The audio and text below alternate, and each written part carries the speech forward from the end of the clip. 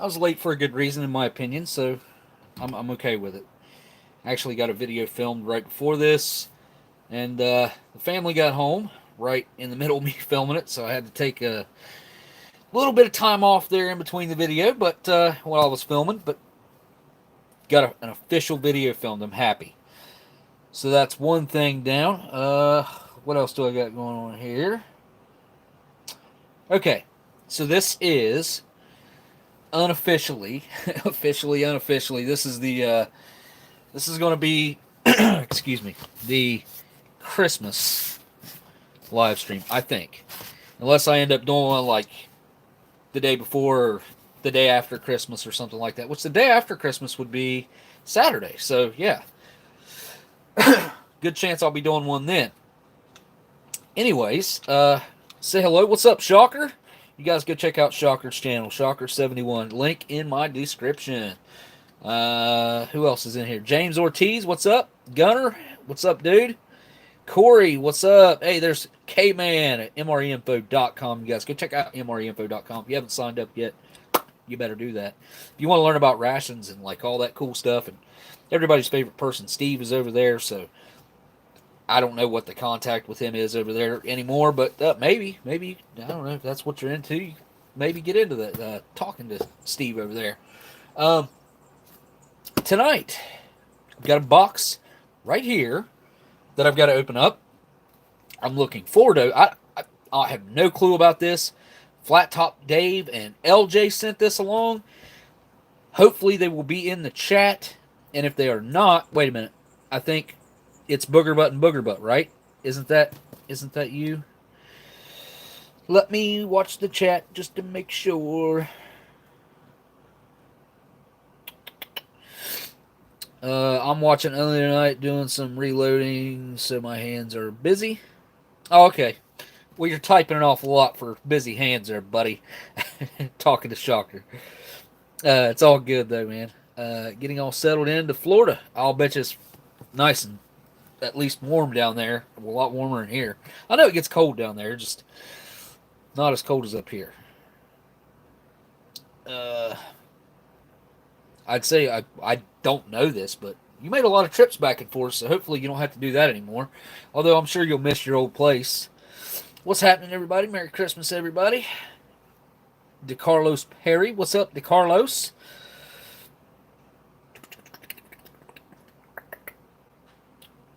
The cold is awesome. Yeah, well, it's alright. Having to work out in it usually sucks. Sometimes it's alright. Just depends. Just putting on all a crap ton of clothes sucks. I worked out outside for years and years on the river, and it gets colder out there. Anytime you're out on the water and it's snowing and freezing water, it just seems colder. Plus, you're standing on a cold steel barge, and that cold kind of soaks up through your feet. Same with the heat. So, got down to 60 degrees Fahrenheit this morning. Yeah, okay, I got you. I think it was in the 20s here this morning, or it was yesterday morning. So, nice. The theme, what the title of this video, before we get too much into the whole Christmas thing, this is what if I was in the military, in the army, out doing some sort of field. Sorry about that, guys. It's got to cut out at least once every live stream. Okay, so if I was in the military back in the early to mid 90s and they handed me a case of MREs in 1996, or say 97 and they were 96s, or 98 and they were 96s, whatever. Usually they're a year or two old before you get them when you're in the service. I mean, that's just how it is. This would probably be the one out of a 1996 case that I would go for to try to have somewhat of a Christmas type dinner. The grilled chicken breast, it's the closest thing to having some turkey that I can think of. Being that this is pretty much 25 years old now. Hey, look at there.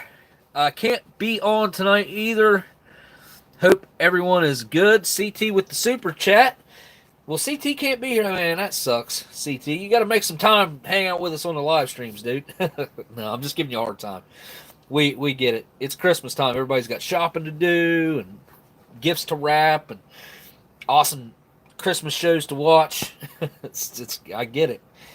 I just saw Miss Marilyn pop up in the chat right there. If I can suggest anything to any of you guys, this would even be a great Christmas gift, something that even shows up after Christmas. I don't know that this would make it, but it may.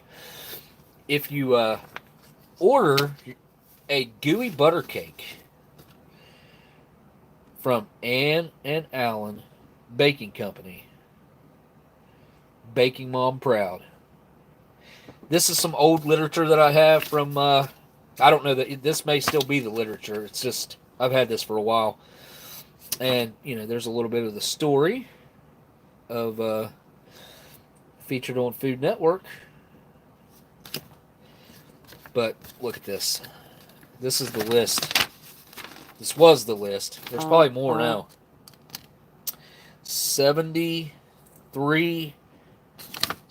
different flavors. I don't know if you can see it. Yeah, you can see them all. Gooey butter cake to pick from. If you guys want to order your family something super tasty, you can order gooey butter cakes. I believe that they can make themselves. You can get the mixes, or you can order them and they last a good while. She sends the way she ships them and packs them and sends them is amazing. You can throw them in the freezer; they'll last for weeks. If you just throw them in there untouched, they'll last for weeks, maybe even months. Miss Marilyn can tell you it's like maybe 6 weeks, 8 weeks, something like that. If you just chuck them in the freezer, leave them there. But seriously, check out AnnandAlan.com. And look, not a paid promotion or anything like that. I just seriously believe in her product. It's absolutely fantastic. It is a really, really good gooey butter cake. I've had others, but, honestly, they're just not as good as the ones that I've had from Miss Marilyn. So you guys, please go type in AnnandAlan.com to your web browser. Check it out. Place an order with Miss Marilyn if you like.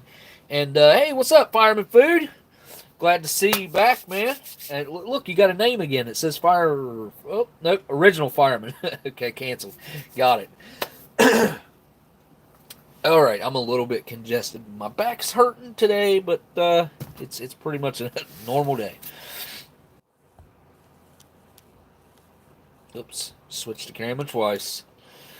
Frog Spikes is my niece as well. Okay.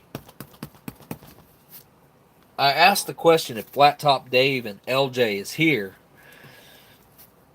And I was watching the chat, but I didn't see a response. So if they're not, I have another box that I'll open up really quick. And I'll go from there. But as I was saying, this is the closest thing to what I could think of to have a military meal ready to eat Christmas dinner in 1996. This would probably be what I'd pick out and hope for the best. Hope that the contents line up with what my thoughts, the closest thing I can think of.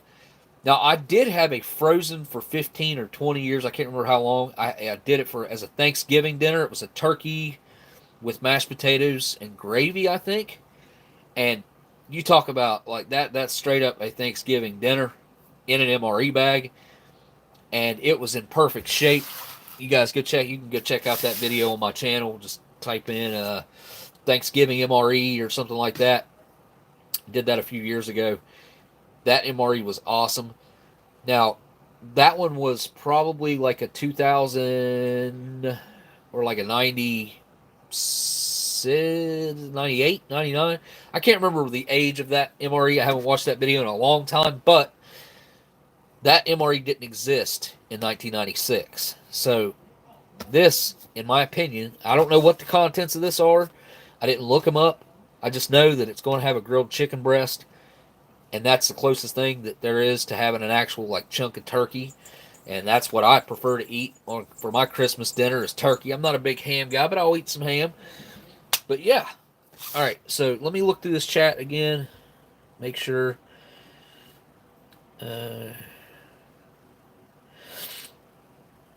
I got the chicken and dumplings, and the meal cold weathers are supposed to be here Monday. It's going to happen, Gail. Da, da, da, da. Oh, okay. Wait. Dave is here. Okay, booger butt, right? Am I saying that right? Booger butt. I think I am. Okay, so you guys are here. Flat Top Dave's here, but is LJ here? Anyway, let's should I just open it from the bottom? I don't think there's any information on the top here. Is there? I think we're good. If there is, I already gave it away anyway. Anyways, right there's my P.O. box if anybody wants to send me whatever you want. We open them here on the live streams. Makes it fun for everybody. Mainly for myself, but I try to involve you guys in it as well. Alright, let's see. By the way, thank you for sending the box. I also have another box over here from Gabrilla, my dude. I'm going to be opening that up next, and we'll go through these two boxes real quick, and then we'll open up the MRE. Boy, I am stopped up. I need to go get some of that nasal spray stuff. Alright, here we go.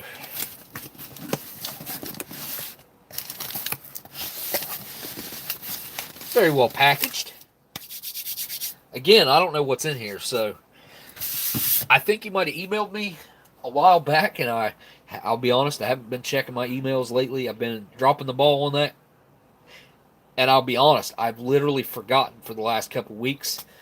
And I forgot for a couple weeks before that. I just the email has kind of went to the back of my brain for some reason. And that is totally my fault. I take 100% responsibility for not keeping up with my emails.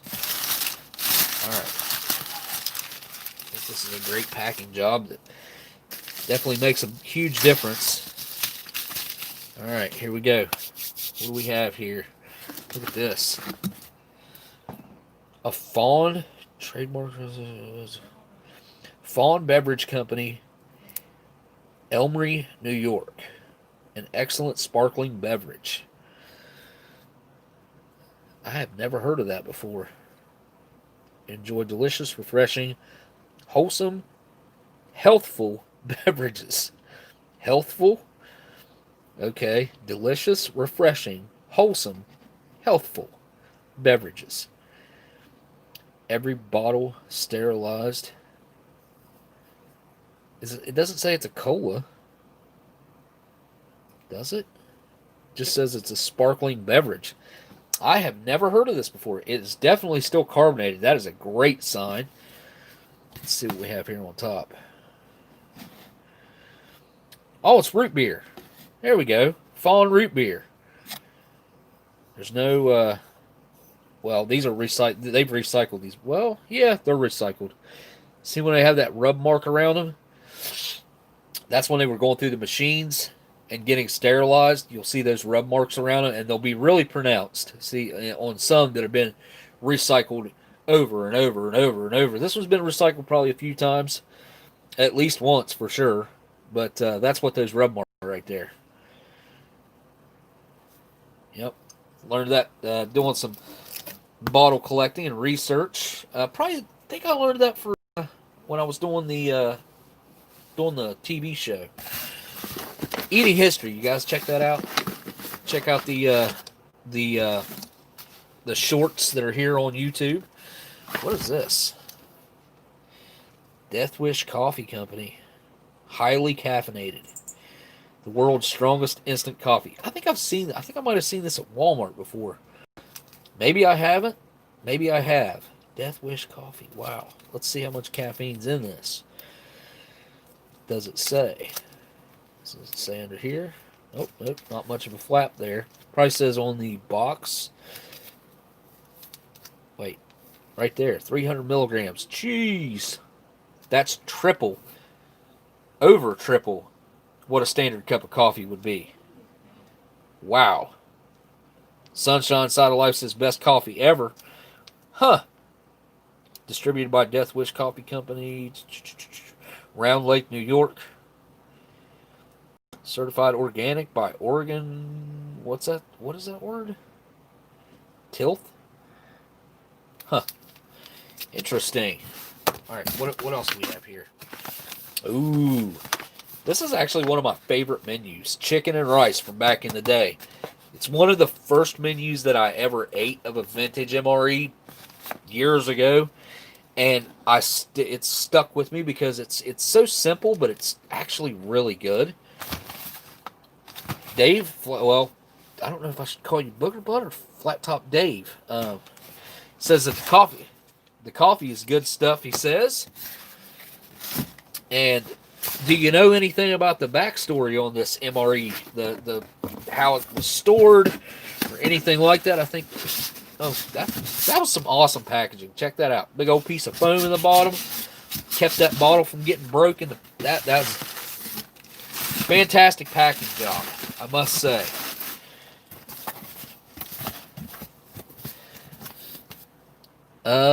Never had the menu, Kayla. It's actually, if you're talking about this one, it's actually really good.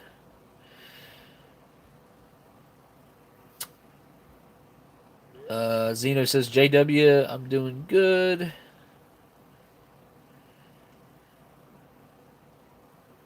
I think that's the first place I saw it was at Walmart. Was this Death Wish coffee? I can't remember if it was instant or like I don't know if it was the type you have to brew or what.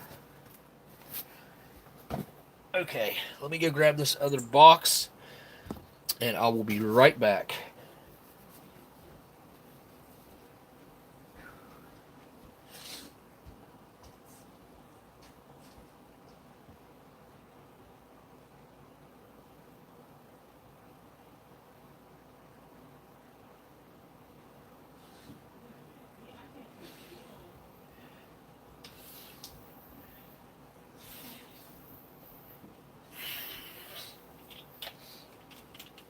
Okay.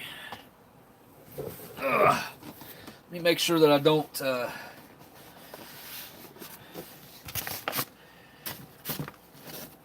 dox Gabe, because I did not block out his address on this one.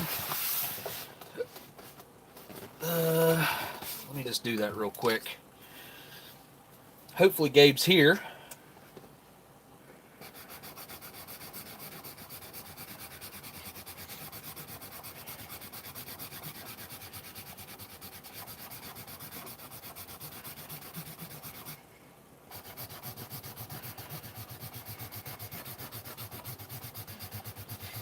Gabe is planning on making another trip to hang out with me. We're going to film some videos, have some fun. If you guys haven't checked out the videos that are over on his channel that we filmed year and a half, 2 years ago now, probably 2 years ago, about we went out to TNT area, which is the Mothman area where he was first sighted. You guys should definitely go check those videos out because we had some pretty strange stuff happen to us. I'm not joking, not exaggerating, not making stuff up. Like, it was truly bizarre. Not only what happened to us, but also, like, the things that we found were really bizarre. I think anybody would classify what we found as being bizarre. And I think you should definitely go check it out. I will say that it might be a little bit graphic, what we found. One thing that we found, I should say. But I'm not going to give you guys much about it because I think you should go check those out, that series out. Just go over to Gabe Rilla's channel. By the way, Dave and LJ, thank you guys so much for the this awesome root beer that I've never heard of before. And this, I have no idea how old this is. Let me look. This is a Right Away Foods. Sometimes they stamp a date on them, sometimes they don't. I can't remember if Right Away does or not. Doesn't look like they do. I know that it has to be 1989 or up, because 1987 and 88, or actually 86, 87, no big numbers. Wait. Yeah. 88's when the big numbers started. I can't remember. Wow. That's pretty bad. I need to go watch my own MRE information video. Just got a package from Karsten in Germany, Sunshine Side of Life says. I'll tell you what, if it's anything at all like the package that Karsten sent me, was that thing was awesome. Had some really awesome German snacks in it. They were actually Christmas cookies and stuff like that, like German Christmas, traditional German Christmas type cookies, I think. That's what I would call them, but maybe, I don't know. But again, thank you guys so much. I guess, I don't know if I should say Booger Butt and Booger Butt, or if I should say I don't know what to say. Dave and LJ, maybe. All right, let's see what's in this box right here from my boy, Gabriella. All right. I don't think there's probably not no tape there. It's just these boxes are so sticky. Ugh. Oh, yeah, there was tape.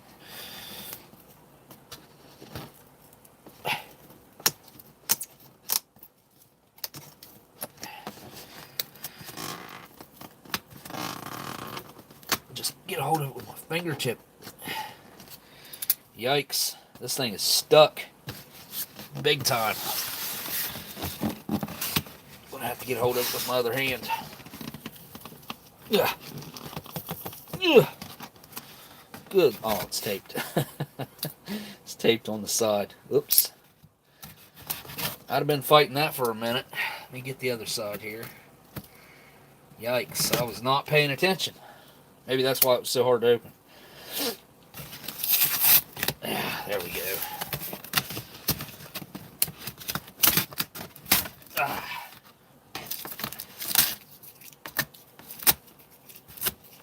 All right.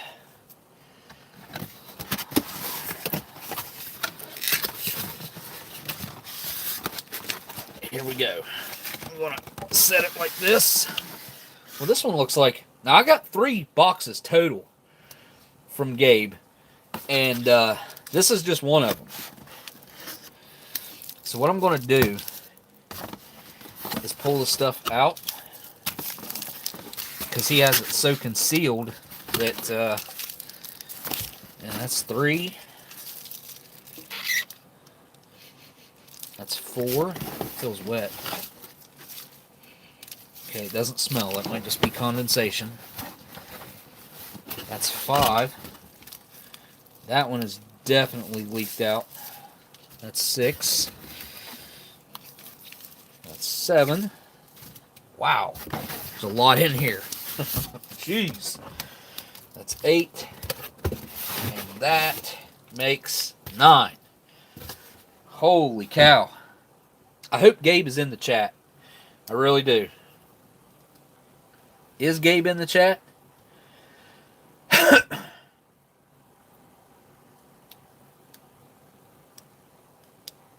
Sunshine pulled the first strike. Bar's out today. Haven't had one yet, but will later on in the morning. Depends on what flavor it is. Whether I can say I think you like it or not. There's only one I really, kind of despise, and that's the apple one. It's just kind of, I don't know. It's just not good. The mocha one's all right. Not the best. The chocolate's pretty decent. And, of course, you guys know that I like the cran raspberry the best. But, again, that's a personal preference. Somebody out there might like the apple the best.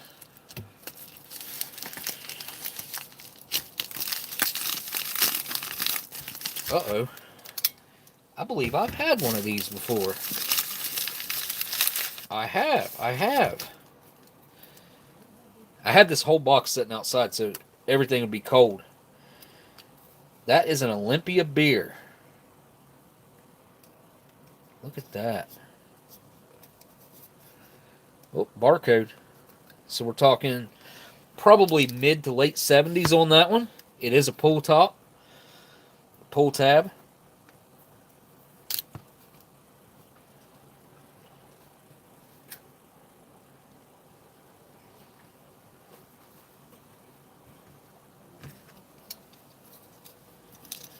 Let's go for the bottle next. I think it's the only one in here. Oh, slid right out. bad frog beer. He just don't care.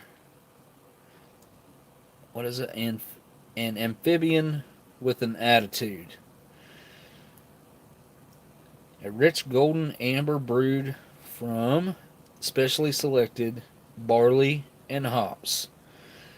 That is an interesting beer. I've never seen a bad frog before. This looks new. Looks fairly new. It's definitely a collector type bottle though because it's so odd. There's so many different brands of beer nowadays. It's crazy. Whenever we went to the beer trader, DeKine, the guy's name was DeKine, out in Arizona, largest beer trader in the world. While we were there, we probably saw, we probably had opened 150 to 200 different types of beer that day, easily. Maybe way more than that. I'm just rough guessing.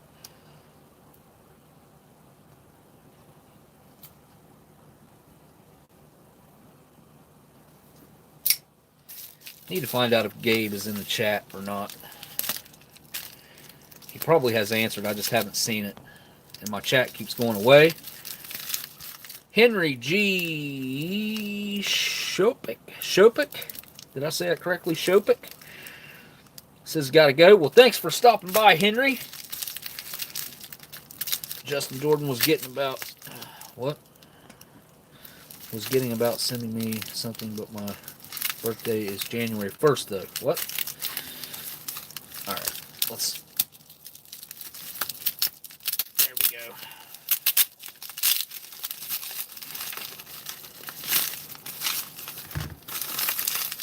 What's this one? This is cool. It's got like pinstripes.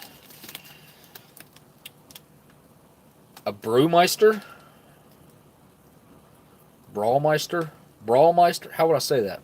Brawlmeister. A Milwaukee's Choice. Oh, it's choicest. Milwaukee's choicest, brewed in Wisconsin and Illinois. Okay. It's Milwaukee's choicest, but it's brewed in Wisconsin and Illinois. Okay. It's a special Pilsner. That's a pull tab. It's got the crimped seam. Peter Hand Brewing Company, Chicago, Illinois. No barcode on that one, so that's probably, yeah, I'm going to guess that's right around mid to early 70s. Let me,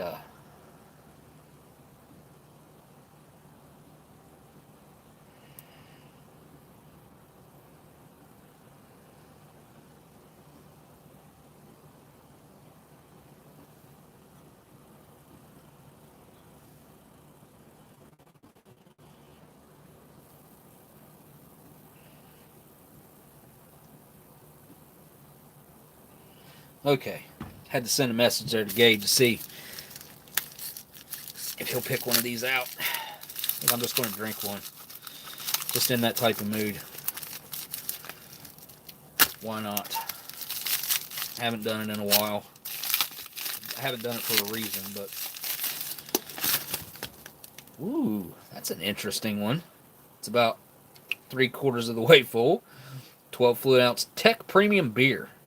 Pittsburgh Brewing Company, Pittsburgh, PA. Look at that plaid. That is awesome. That is such a cool can. Love that pattern. That is awesome. Let me get a lot of cans to open up here. I feel like I'm going too slow. It's kind of hard to... I don't want to mess them up. Kind of figuring out how he's got them packed though, so it's getting a little bit easier.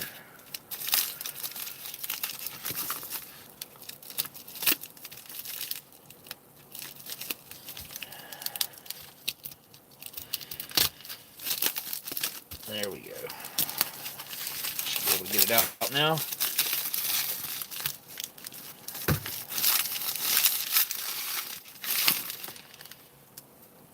Oh, a Falstaff beer. I've I've actually heard of Falstaff before. Is this an aluminum can? Made by Pabst. Please don't litter.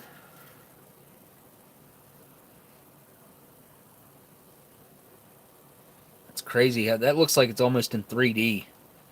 For over 4 generations, our family's master brewers have devoted their lives and skills to making this most rewarding beer, enjoyed throughout the world since 1870.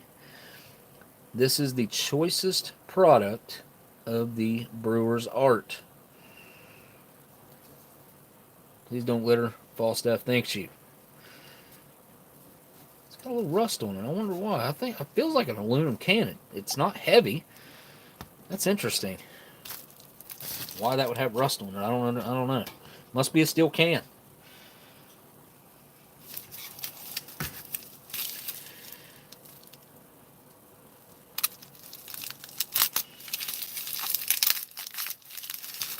Oh.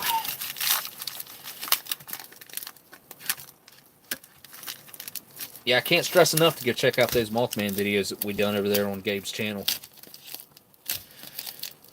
Very cool.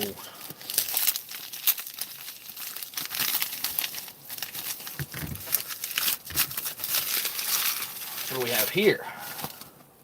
A Pickett's premium beer brewed by Iowa's only brewery in a real family tradition. Look at that can. It's also got a crimped seam. Lots of little text there that I'm not going to read to, but I do see the... Is that a date?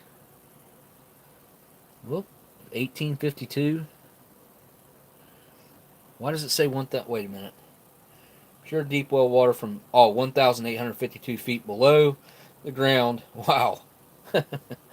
Pulling water from 1,900 feet down. That's probably an interesting beer. That's some interesting water it's made from, that's for sure. We've got a crazy selection out here already. And like I said, I've got 2 more packages like this from Gabe to open up. Just figured we'd do one this week. Do another one probably next week, and another one the week after.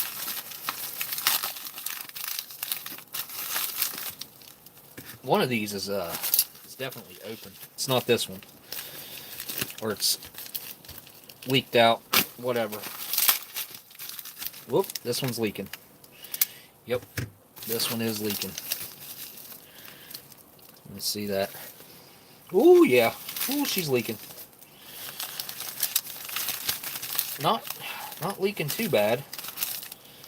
This is an O'Keefe ale, imported from Canada. Look at that. The greatest ale from Canada. That gold can is amazing. Look, it's cold. See how cold it is? It's definitely I can't tell where it's leaking from. Maybe right there.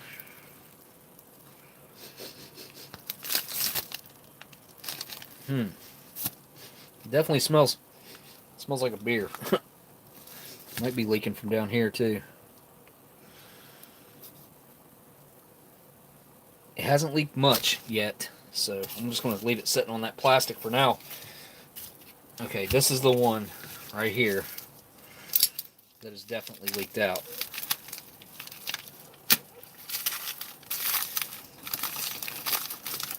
Now, it could have been this way when he sent it. I don't know. I doubt it. I mean, maybe.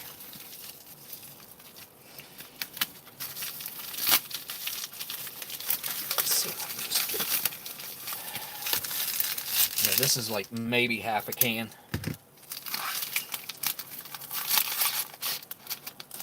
Oh, wow, look at this. Look at this. Oldie frothing slosh. This is the coolest beer can I think I've ever seen. Oh, that's unfortunate it started leaking right here, though. I will do my best to preserve this can. I'm going to clean that up. I'm going to drain it and clean that up But I'm definitely not drinking that because that's got some sort of growth going on right there.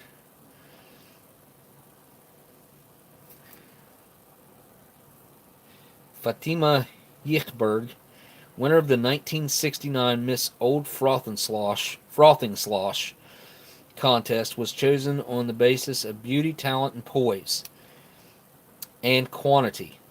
She is the woman who best symbolizes Old Frothing Slosh, the pale, stale ale with the foam on the bottom. Now she's the girl all the others look down on. That's one very interesting can. Background: she's from a small town outside. We got to read this. She's from a small town outside Pittsburgh.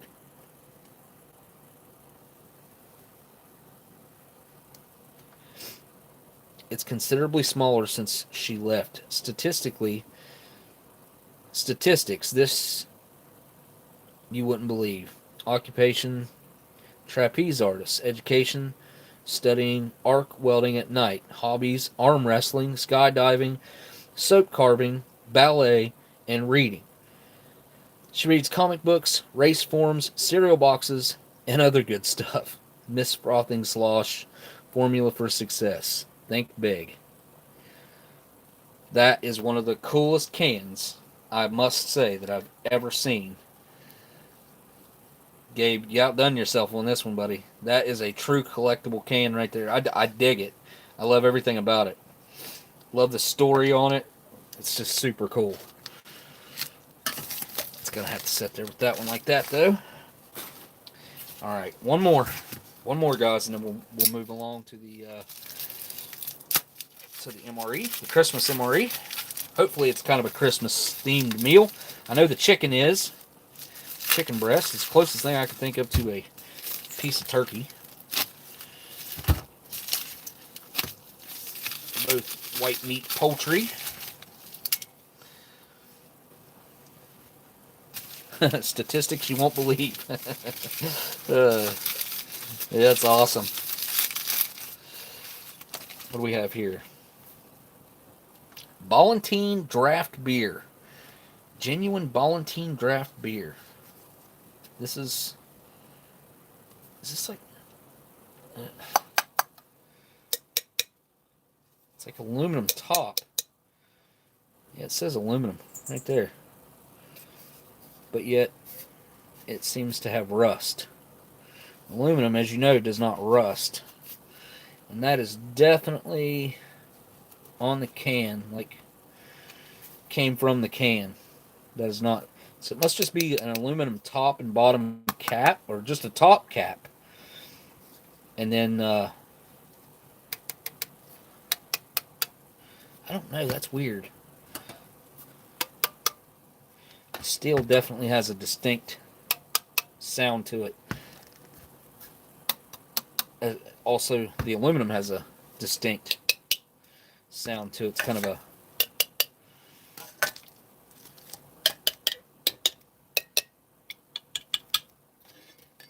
I don't know. Okay, so anything but this. Oh, what is that? Is that from... oh, man. You guys see that? That is definitely mold. I don't know. I think that might have came off the bottom of this, though. Maybe not. I don't know. If I drink this one, I gotta scrub it beforehand. Oh, no way. Look at that. Let me see if I can zoom in on that. Can you see it growing up from right there? Hang on.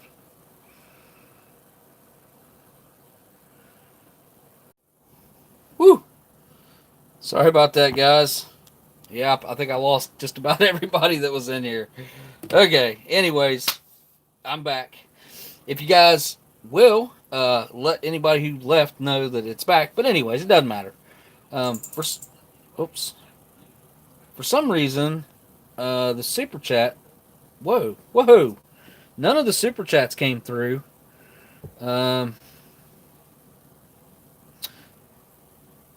Whoa. So I got a super chat from CT early on that I missed that said that it was from Dub C, that he can't make it tonight but wanted to say hi to everybody. So Dub C, I watched Dub C's video earlier today. You guys go check out Dub C's channel. He did like a early winter lean-to type survival, and he did a prototype. I can't remember where it was from. He did a prototype ration. You guys go check that video out. Just came out today. Trucker probably put a video out today too. He usually does. I haven't seen it though. I do watch all kinds of truckers videos. I watch Dub C's videos. And then also got a super chat. That was a super chat from Dub C sent from Trucker. Then I also have had the one from Trucker, CT. You guys go check out his channel. And then I got one from RC Gusto. Just got home from work. I'm beat, going to bed early. Just wanted to say hi, but I finally got my Rona shot today. So he just now got his shot. You guys know the virus shot, and he was actually supposed to get it last week. I think last Sunday. I think he was supposed to get it because I was asking him a couple times about it. So yeah, that's probably an interesting process. I mean, he does work in the ICU, which is like the most high-risk environment that you can possibly be in. So, and he's been able to stay safe, luckily, this entire time. So, that shot hopefully will continue his success on staying safe. You guys go check out Gusto's channel. Also, great guy. I think all the proceeds from his channel go to St. Jude's Children's Hospital, which is a great thing. St. Jude's is one of the best organizations that I've looked into that's out there. All right, let me go back to the live chat. Okay, but for some reason none of the super chats have popped up at all, and then the stream, as you guys know, just shut off. Anybody who's in here right now, hit that thumbs up or down. I don't care either way, up or down. If you like it, if you hate it, either way. But yeah, I was saying, man, I dig that can. And I was trying to zoom into this. This is the first time I've seen something like this. Look at that. It's like a little tree growing up out of there. Oh. This poor beer. And then that is for sure mold right there. And yeah, knowing Gabe, this is probably the one that he picked that he'd want me to drink. Keep that thing away from the camera. It'll get you again. Because yeah, it shut the freaking stream down last time I tried to zoom into it. Okay, there we go. I think all these. Oh, that one maybe. Oh yeah, that one's leaking for sure. That's beer on top of there that's seeping out, I guess, because it just reeks of beer. That's the Tech Premium beer with a little dent in it. Let me check with Gabe here and see if he has a preference.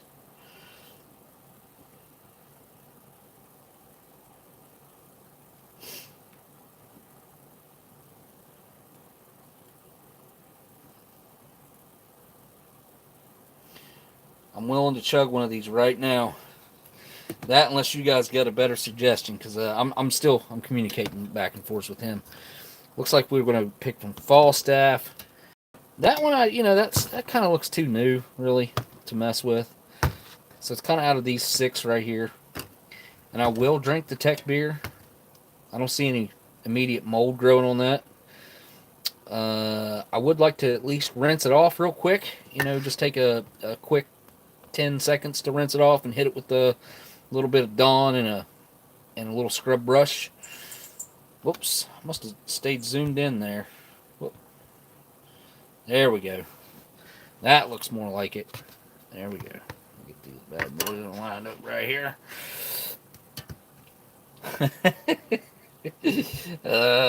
All right. Gabe says to do the mold beer. Well, Gabe, I will do the mold beer, but I'm definitely going to rinse the mold off the top. There's mold here, right there. It's like molds connecting the cap to the lid. This is what you call the lid. Obviously, that's the cap. That's the pull tab, and that's the cap. And then that is some surefire mold right there. Right there. All right. This is the one. This is the one he. Yep. This is the one he picked. I think I should campaign for super chats to drink this disgusting moldy beer.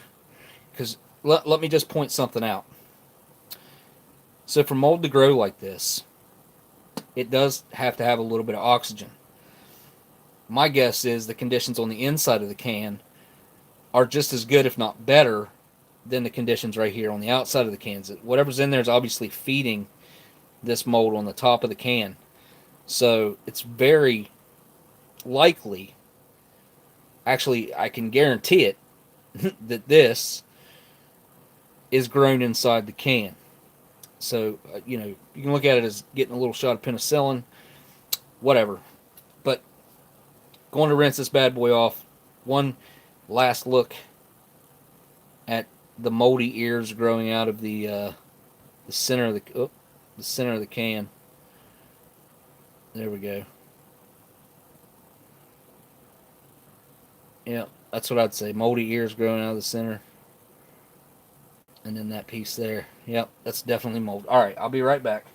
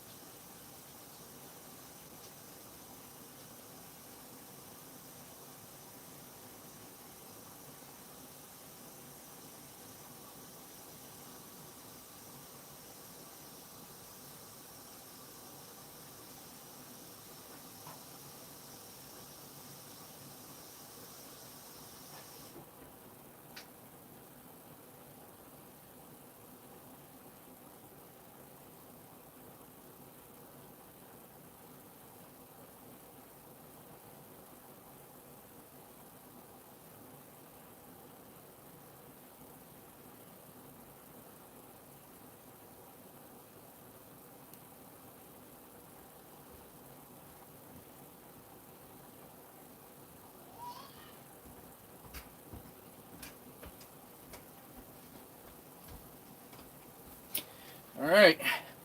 This thing looks fantastic. Looks like a new can. Twisted the top a little bit. Look at this. Look at that. Well, there's still a little bit there down inside. Yep. Anyways, I'd call that drinkable now. It's one of the better looking cans out of the group, I would say. That really nice gold shellac on there. All right, here we go. Caroline O'Keefe, limited Toronto, Canada, union made, imported by Century Importers Incorporated, Buffalo, New York. So this was imported through Buffalo. Endorsement: we certify that this product contains herein is brewed and bottled in Canada and is exactly the same product that is served and sold in Canada. Caroline O'Keefe Limited. Oh, somebody says I missed a super chat. Whoa, Miss Marilyn says, don't drink it, please. Oh, no, Miss Marilyn. I can't back out now. And my God, Miss Marilyn, what a freaking super chat. Jeez. All right, you guys, Miss Marilyn's the one that just sent this super chat, and she's also the one that has this.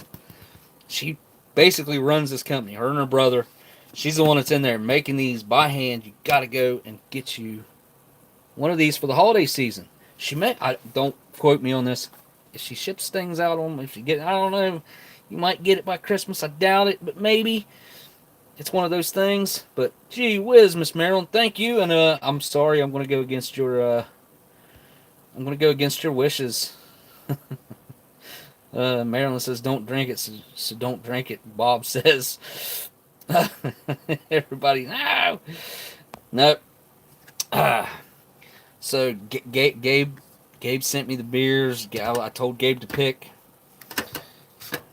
and he picked. I knew he would do this. You definitely get a what? Chest burster? A chest burster if you drink that? Well, we're about to find out. Let's see if I can get a good. Let's take a look here.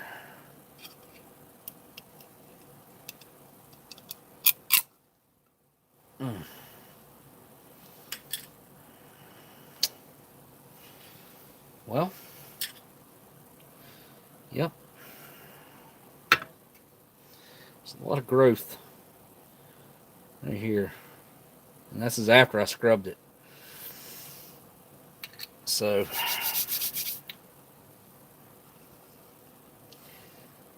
it's looking awful thick. Get my little flashlight out here and see if I can get a better look down inside this bad boy. Oh boy, that's a chunky one, I can tell already. Look at the particles floating in there. And that's... Oh yeah, this is going to be... It's going to be an interesting one. There's no carbonation, as it was already obviously compromised. This is why we had the mold on top. And it's very thick looking. Quite chunky. Alright. I'm going to try to get you a close up. See how thick looking it is? Chest buster from the movie Alien. It gets implanted into the host by a critter that comes out of an egg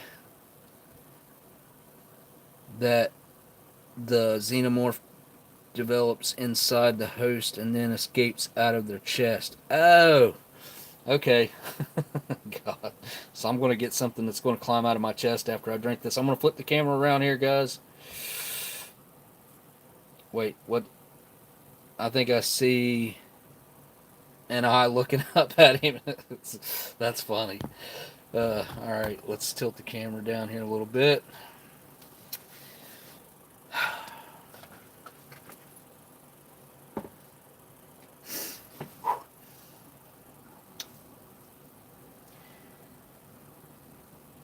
Good old O'Keefe Ale. Straight out of the 70s. Mold and all. I can taste it already. It smells so bad. So bad. Merry Christmas. I guess this is my eggnog. My mouth is watering, but not in a good way.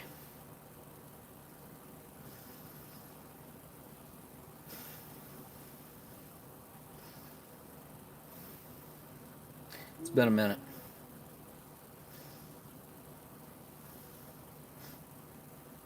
Alright.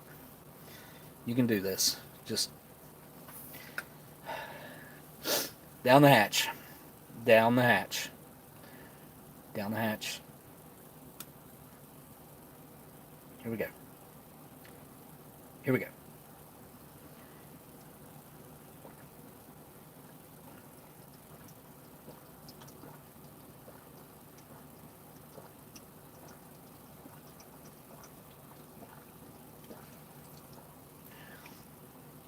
Oh.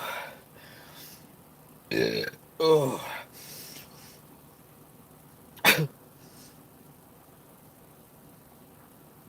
Oh, at least it's a little bit cold. It's really skunky. No carbonation, which is a very odd. When you get a beer flavor, you expect it to have that carbonated like feeling, and this doesn't have it. Obviously, it's like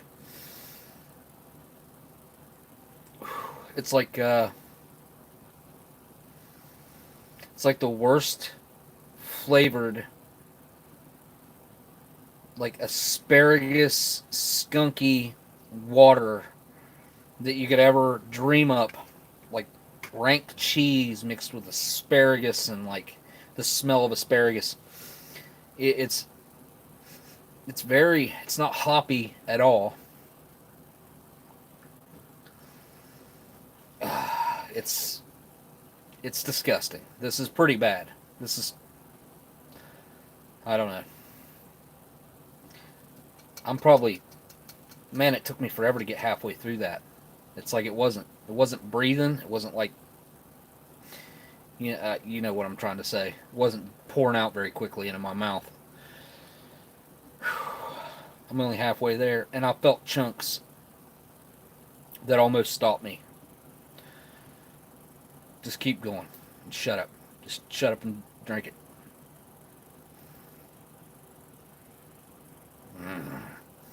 Just do it. All right.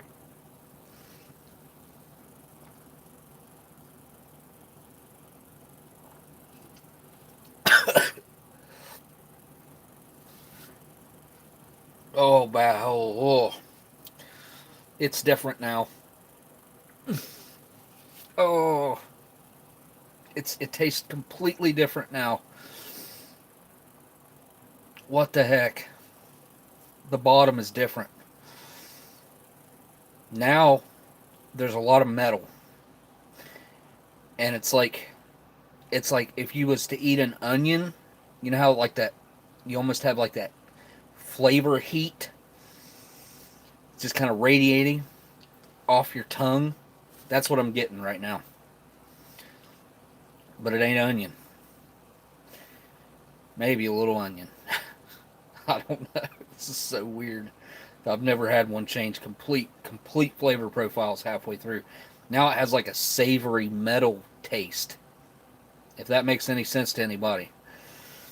Definitely, the metallic because it's rusty on the bottom. I'm down to about right here probably. Yeah, about right there. Middle of that white line. It's all in my beard. I'm going to stink. I already do. Oh, no way.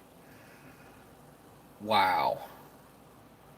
Man, I wish I had something to dump a little bit of this out and show you guys these chunks. Oh, jeez. No wonder it. Here, hang on. No wonder it changed. Look at this. Just in the lid. Look at the chunks.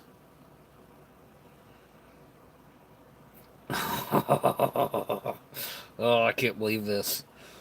It really does have. I mean, those whatever happened halfway through this can. It's like once I got to about right here, and I went for that second, it is like a whole different flavor. Is it going to change for a third time? I can't believe I'm drinking this with these chunks in it like that.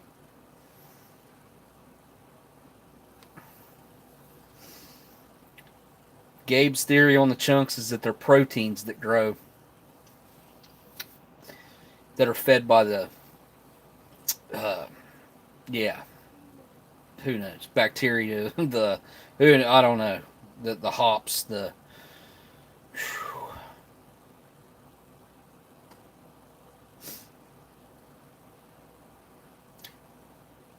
I just need to shut up and finish it. Taking way too long. Just finish it. I can't do it. I can feel the weight of the chunks whenever I slosh it around. They're so big in the bottom.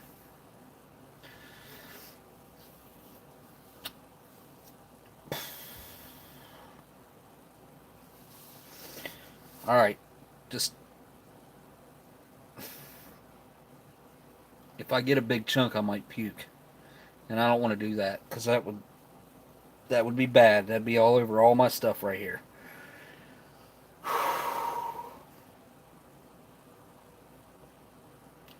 Yep.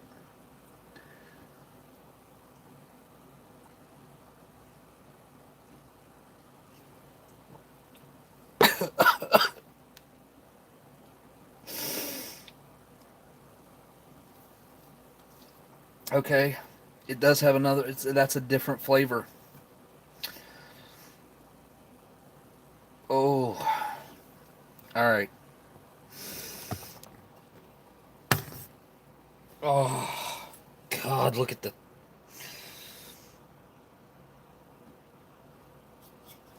Oh.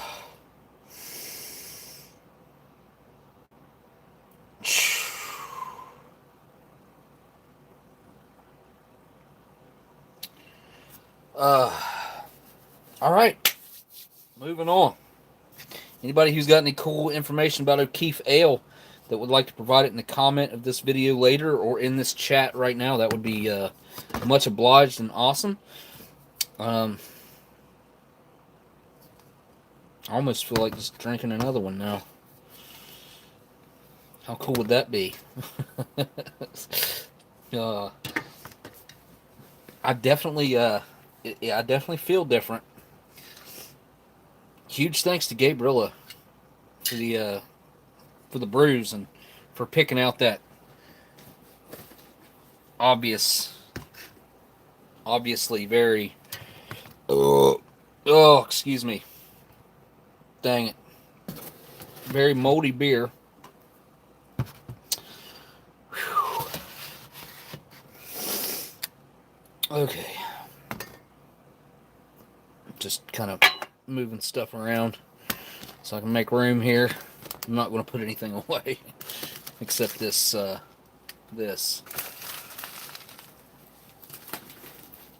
open one. Alright. Yeah, you know how like that weird heat and like radiant feeling of onion that you get when you know, like if you used to bite into an onion, which I've done before. I'm not proud of it, but I've done it. I'm not even an onion fan. I mean, if I'm going to eat onions, they're going to be raw. But, this is a 1996. This came out of the case of 1996 MREs that I have. This is a... Wait, what? This is the... Wait a second. I think this is a replacement menu because this was in case A. This was a replacement menu for something. That's why it's got that black line on it. Like someone at Right Away Foods literally took a black Sharpie or something. I would assume a black Sharpie and marked through the meal part. I forgot about that. Yeah, that kind of makes this one somewhat special. Which menu 15 will still be chicken breast in case B. So, alright. I have the worst taste in my mouth. I really want to get some food in my mouth. Something other than this. A little bit of... Looks like sand. Huh. I wonder if these were in the desert at some point. That's pretty cool. Look at that. I didn't realize it had the line on the back, too. Huh. Weird. Why? Why put that on there? I don't understand. Roller Yak, Ration Museum. What do you think about that? Like, do you know the purpose behind the line? The black line here, and also on the back? I mean, I know this is a replacement menu because this was in case A, but I can't remember what it replaced. 1996, it's like that Holy Grail menu that nobody's ever seen.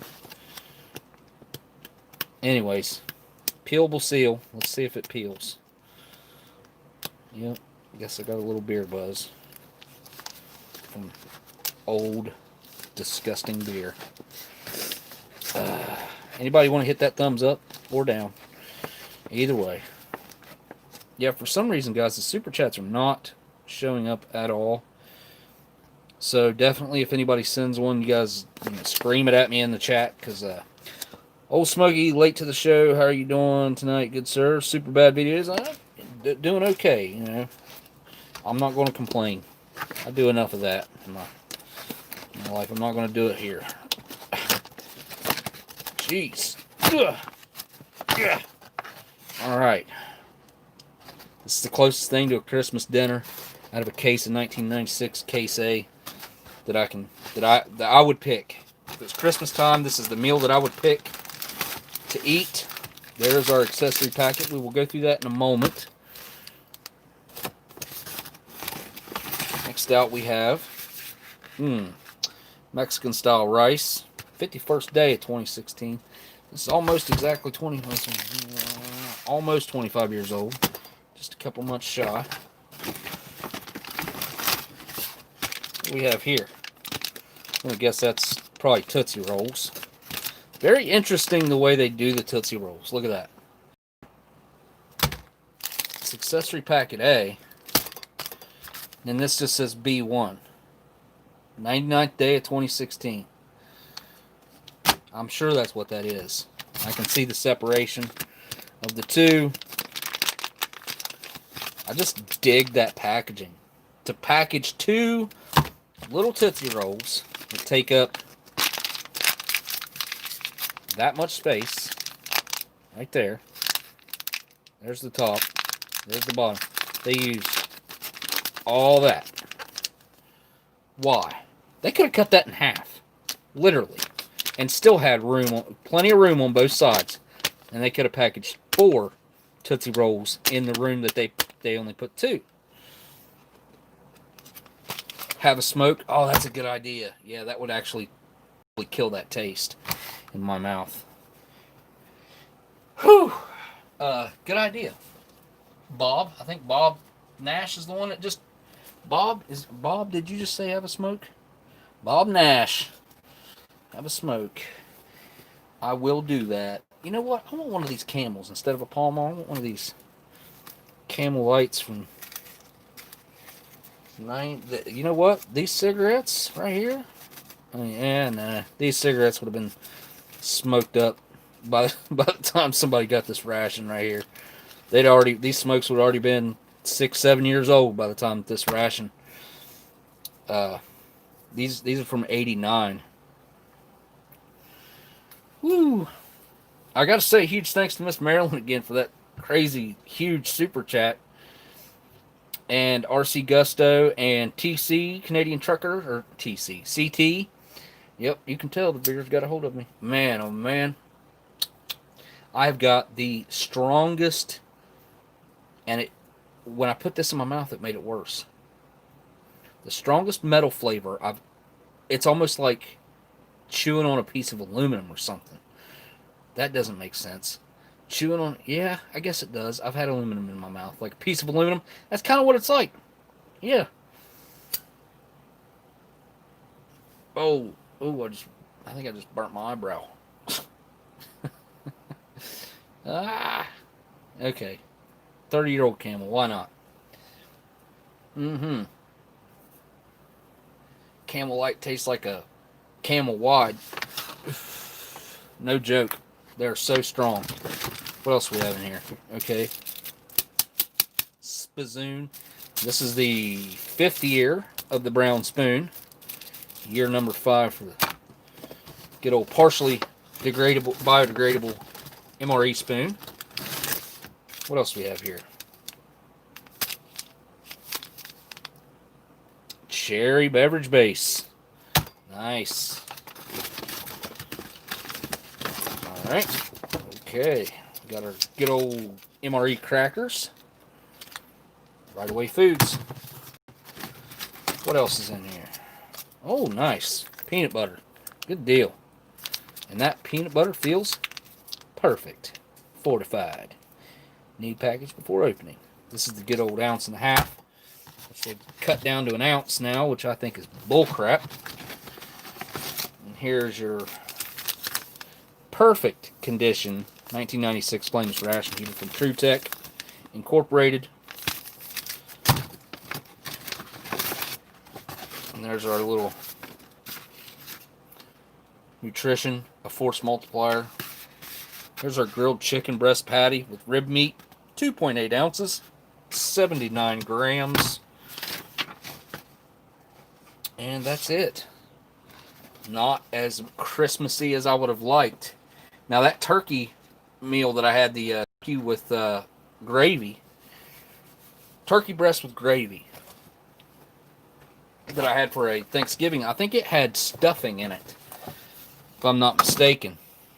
It was a perfect Thanksgiving dinner. This one, let's check out the accessory packet right quick.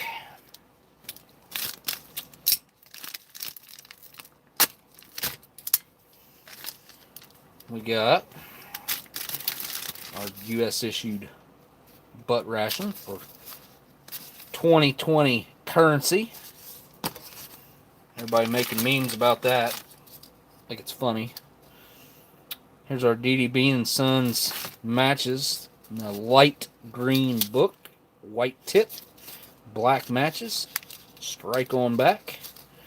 These matches are designed especially for damp climates, but they will not light when wet or after long exposure. Several weeks to damp climates. Here we have our Christmassy looking moist towelette. Tell me that doesn't look kind of Christmassy. I think it does. Classic Domino sugar. Domino sugar has been around in rations definitely since World War II. Actually, before World War II. World War II sugar cubes were Domino. I had some up on my shelf up here. I must have put them in my glass case. I was going to grab one. Here we have a package of iodized salt, which is an interesting brand, Marklin Industries. That's not one that I've ever seen, well, outside of these 96s, that I've ever seen before. Actually has nutrition facts on it. Weird. I've never seen the nutrition facts on a package of salt before.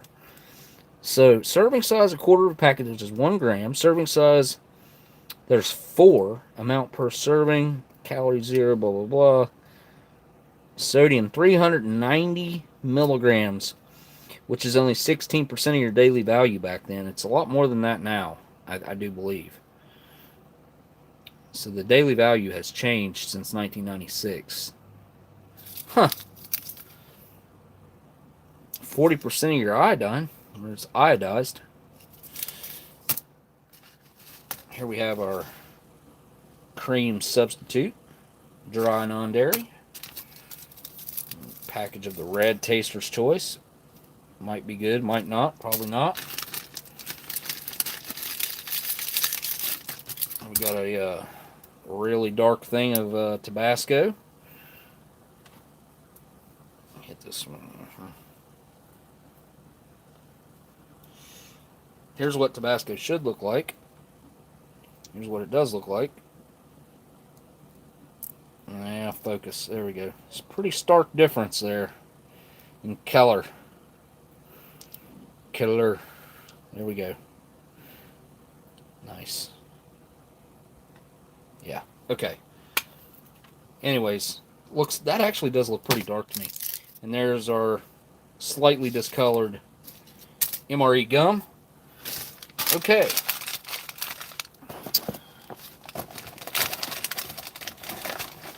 Let me take this rice, Mexican style rice. Now we have the Santa Fe rice and beans. I don't know if we still have the Mexican rice. That's like I mean, it's not, but it is pretty solid. And our grilled chicken breast patty.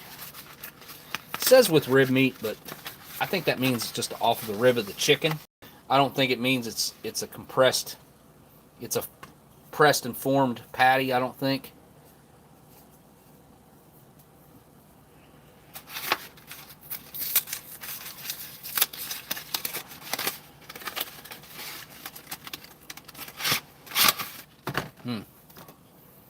There's the beer. And there it is. Maybe this is a pressed and formed chicken breast. I hope not. I hope it's an actual chicken breast like they are now. We'll find out. These are going to go get put into some hot water, and I'll be right back.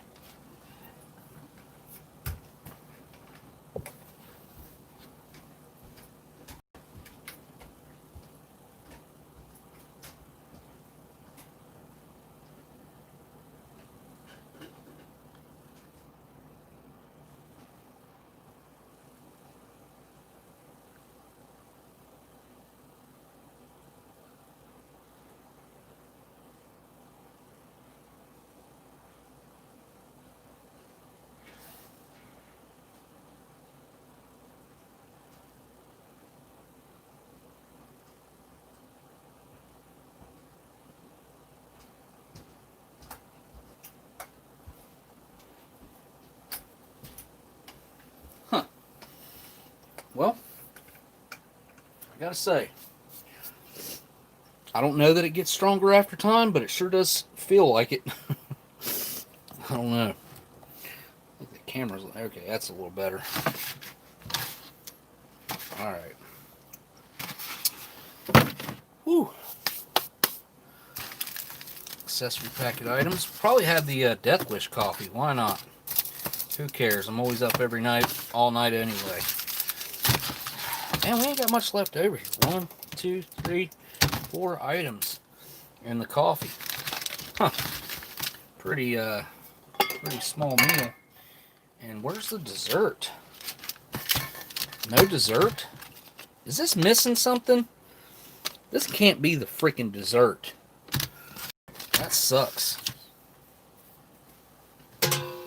Not as much of a, not as Christmassy as I would have liked, but oh well. All right. Crackers, peanut butter, Tootsie Rolls, cherry drink mix. Let's get that cherry drink mix going on here. First,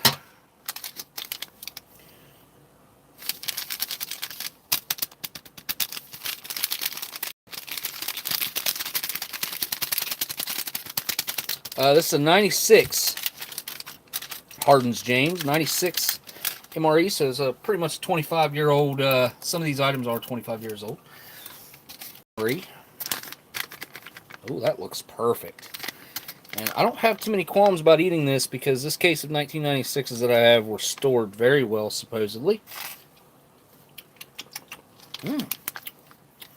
Man, that tastes exactly like a what's it called? A pixie stick, like the red ones. Oh, K-Man says, have to run for the night.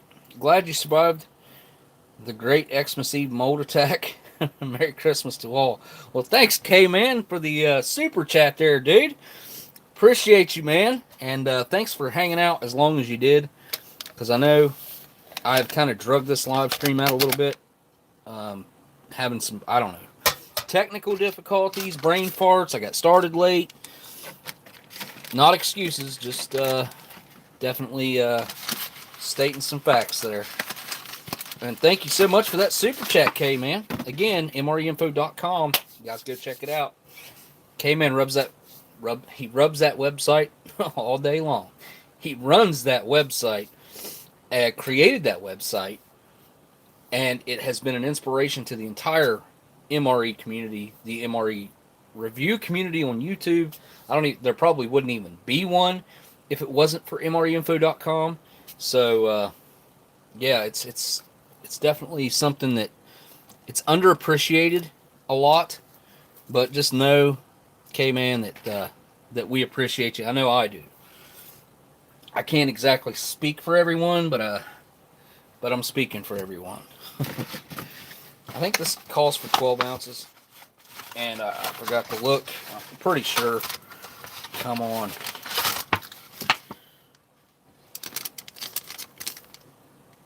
Yep. Half canteen cup. Man, I need to start using my canteen cup some more. Whoa, Saltycroccollectibles here. That's another guy. There should be a link to him, if not in this description. My other ones.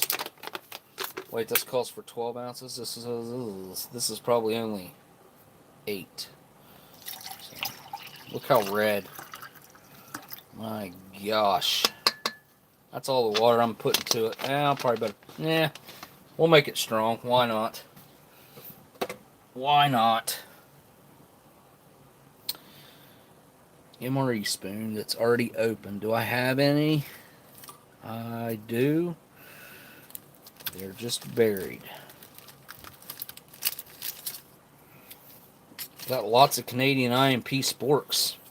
I can remember when I would have killed to have a Canadian IMP spork, man. Those things are so awesome. Let's see how much it... Well, there's still a good bit of powder in the bottom of that. Just give it a quick stir, and then I'll let it set and dissolve some.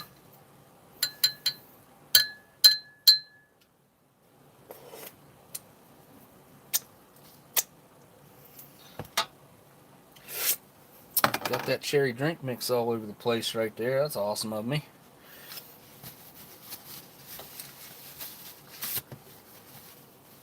I got chili all over the place earlier. Literally exploded everywhere. I did a fantastic job.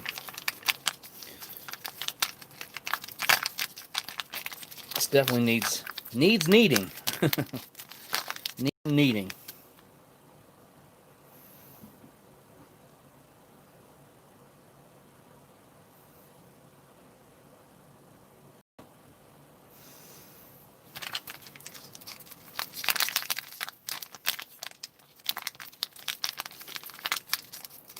Okay.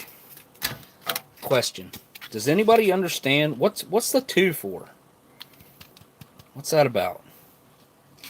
There's also a 4 right here. What's that about? 2. It's a big old 2 right there. Molder 13, 25-year-old chicken. Can't wait. Love these shows. Keep them coming, Smokey. Well, thank you so much for the super chat.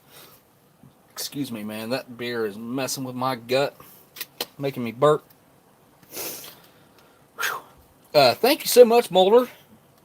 Molder 13, man. Appreciate the super chat. All right. You know, I got this microphone way up where I usually don't have it. All right. Let's see if I can get a hiss. These crackers.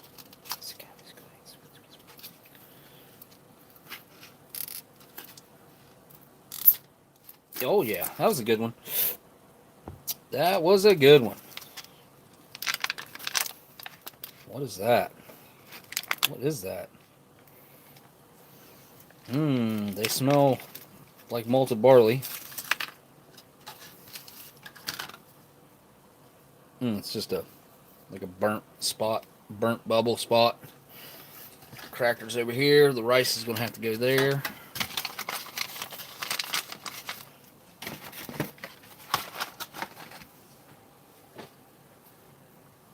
All right.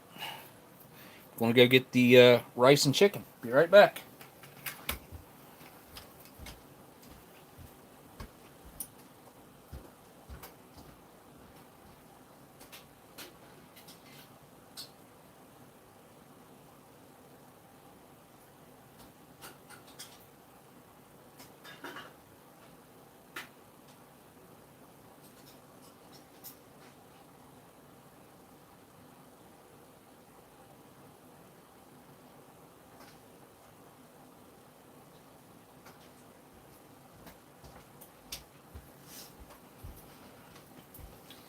All right, let's see. Let's see if this chicken is worthy calling it a Christmas meal. We're gonna go for the rice first. Dump it out. Stuff is blazing hot.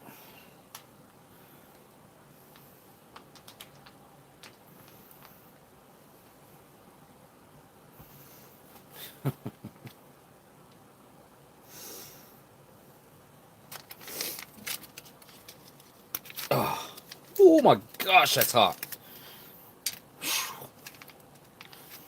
Mexican style, they call it. Oh wow, that's hot. Burning my fingers. It's got corn in it. It's got corn in it. Yeah, if Gabe's cool with it, I might go for another one after the another 50-year-old beer after this meal. Make it a Christmas to remember. A Christmas meal to remember. That is so hot that I can't squeeze the rice out of it. Huh. What am I going to do here? I mean, I guess if it stays tipped over like this long enough, it'll eventually fall out. Yeah.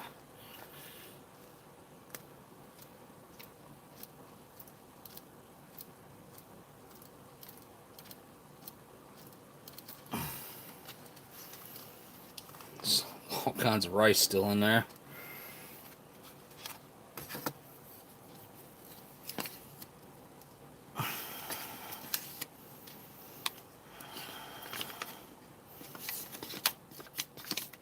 There we go.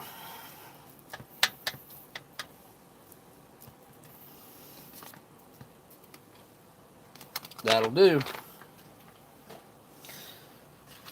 Alright, here's the moment of truth. Is this chicken breast going to be a joke? Some pressed and formed piece of meat? Or is it going to be an actual chicken breast that's worthy? Calling it a piece of chicken meat. Or a piece of Christmas meat. I don't know. It kind of looks like pressed and formed crap. Still can't really tell. It has a really nice scent to it in the package there, in the retort. It's kind of got some sort of artificial smoke and seasoning, it smells like.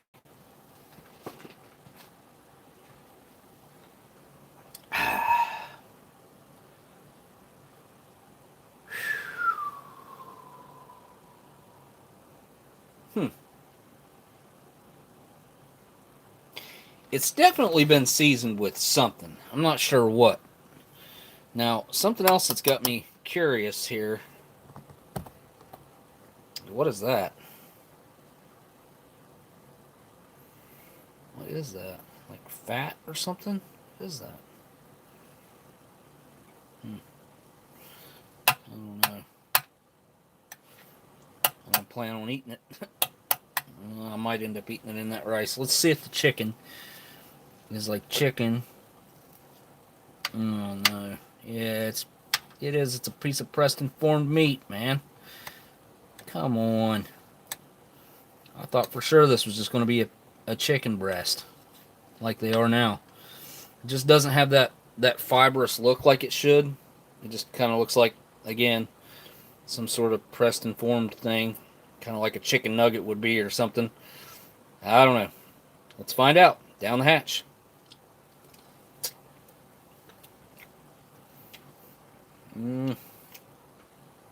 Flavor's good.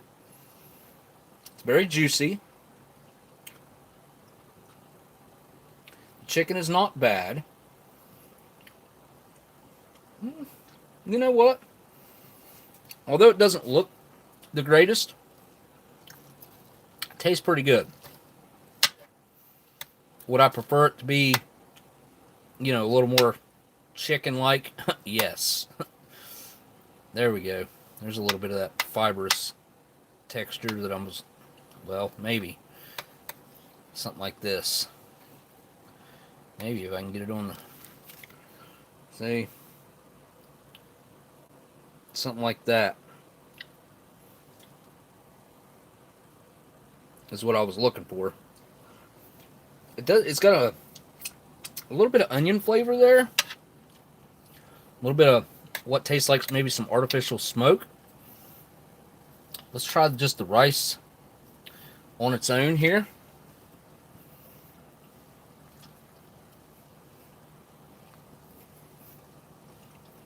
A lot of flavor in that rice. You got tomato, you got some sort of pepper, onion.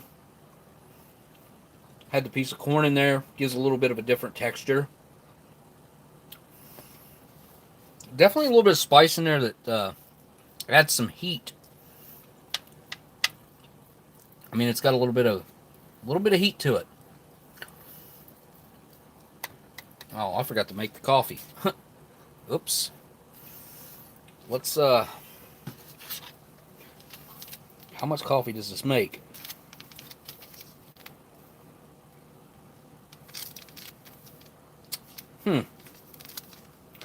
I'm going to assume this makes 8 ounces of coffee.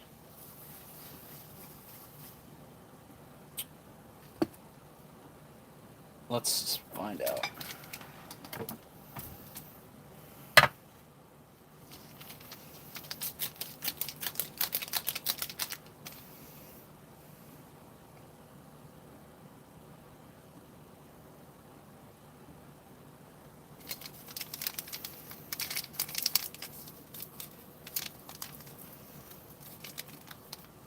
Is there a tear notch one here that I'm missing? It's supposed to... Well, that worked.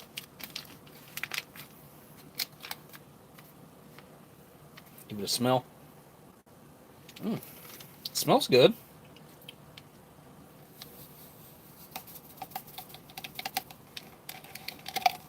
That seems like a lot of coffee powder. 4.9 gram package. Jeez. One serving of Taster's Choice here is only going to be like 2 grams.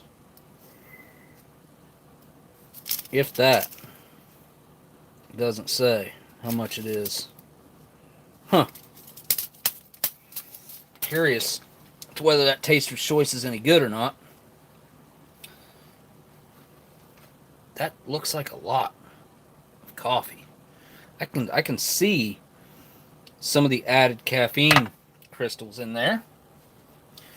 We're going to put roughly 8 ounces in this. Make it probably the way it should be,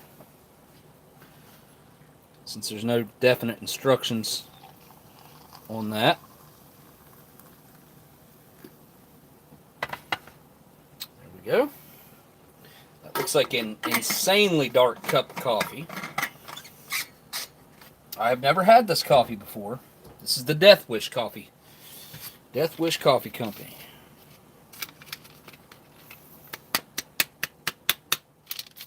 Don't want to waste any of that now. Alright. Death Wish coffee, courtesy of Booger Butt and Burger Butt. That's what I'm going to say on this. And I will wait to put the cream and sugar in there, which, I'm a cream and sugar guy, but I want to try it just black on its own. Alright. Back into the MRE that we got up here. Let's mix a little bit of the rice with the chicken and see what we got going on here now. Yeah, a little more chicken.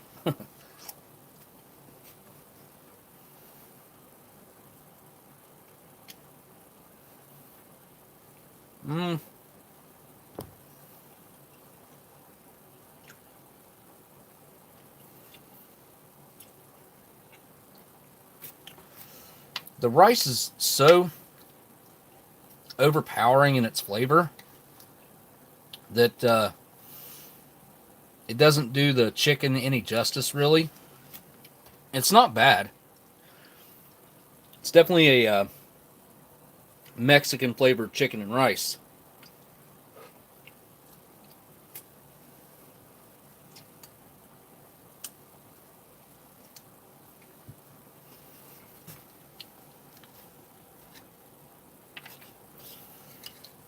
The chicken on its own is pretty good, though.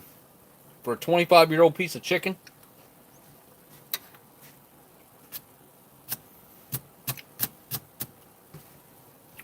This is not something that you would typically think of that would last 25 years in a wet pouch. Which this particular piece of chicken has done. And it tastes perfect. That was not good.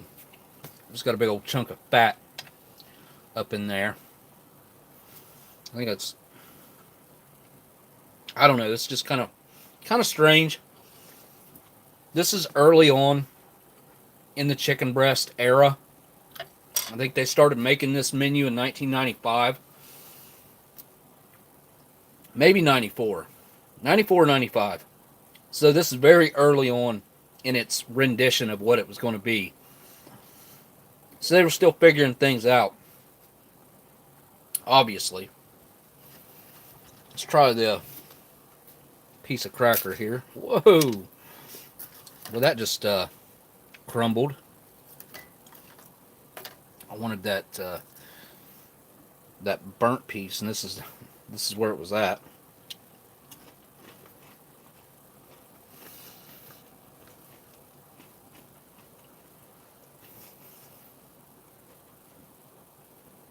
Very heavily toasted flavor.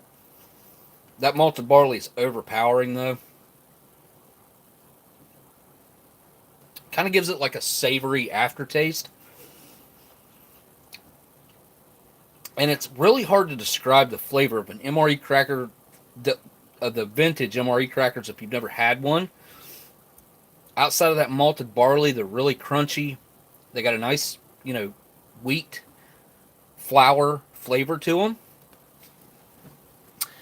Let's see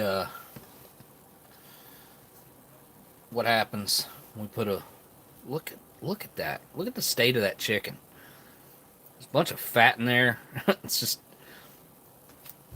not really my style with chicken right there, really. It's just not. All right, here we go.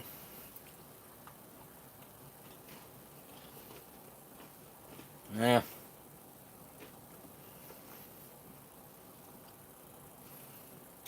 So hang on. The chicken's not really dry on its own, but when you mix it with a cracker, it gets too dry.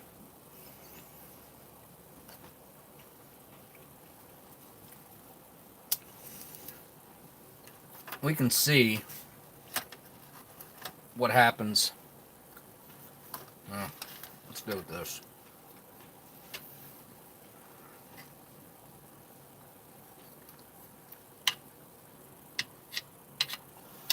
What happens when you mix the rice and the chicken on the cracker? Might help it, might not. I don't know. We're about to find out.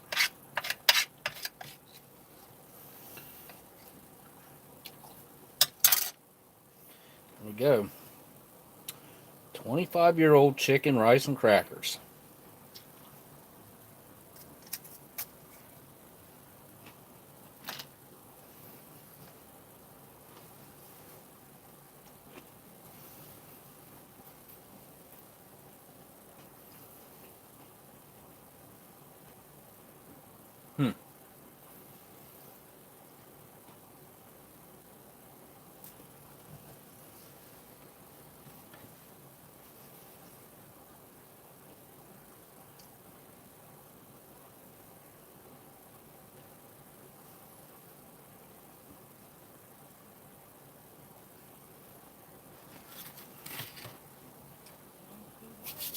Yeah.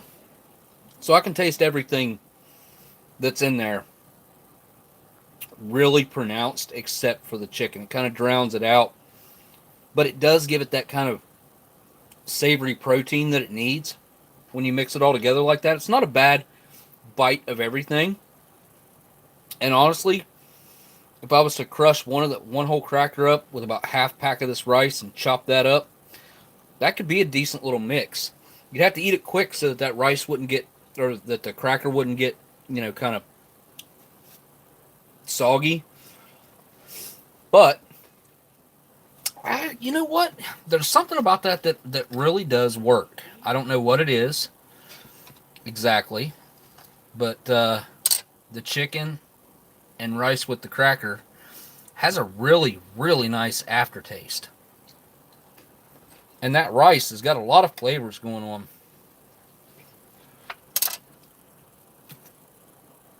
I'm picking up on jalapeno in this rice. I don't know if it's in there or not. There's definitely something giving it some heat. But something in there tastes like jalapeno. Huh. Definitely pick up on some onion in there. Almost tastes like a red pepper and tomato base.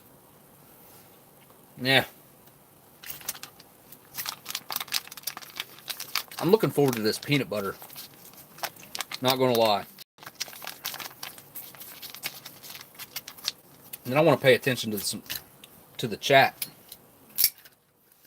Some.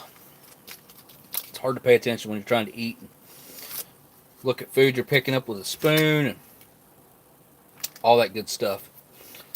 Before I move on to peanut butter, let me do a quick palate cleansing of this cherry drink, which it's going to have to be stirred.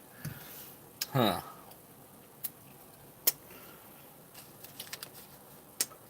I think I got some open toilet paper here.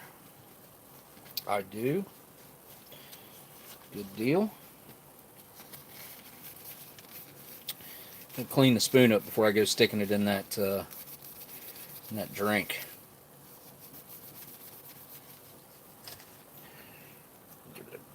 stir. Oh, yeah. Oh, wait.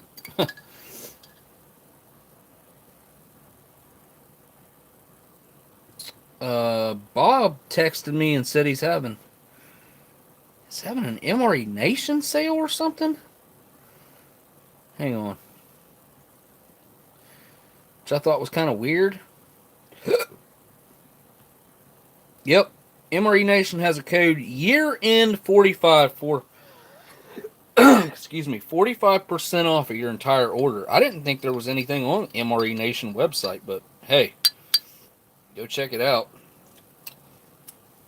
If there's anything over there, half off almost, 45% off with the code year end 45. I gotta go look myself. That's a good deal.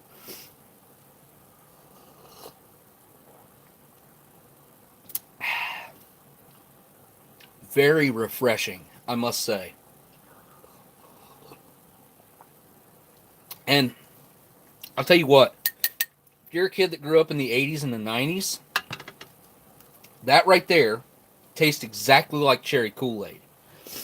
So if you were in the military and say you were 18 years old whenever you went in the early to mid 90s and you got this cherry drink, you'd had to have been born in the late 70s, really, yeah, born in the late 70s, like what, 78?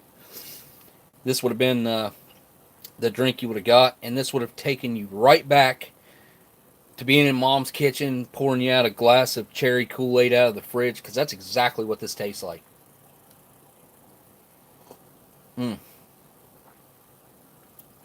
It's not there's just something about it. It's very nostalgic. It just brings me back to my childhood, really.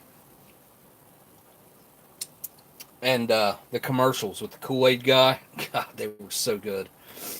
Busting into the living room. Oh, yeah. Kool-Aid. I think that's what he said. I don't know. Maybe I'm wrong. But, all right. I need to go for that coffee, but let's do the cracker and peanut butter first.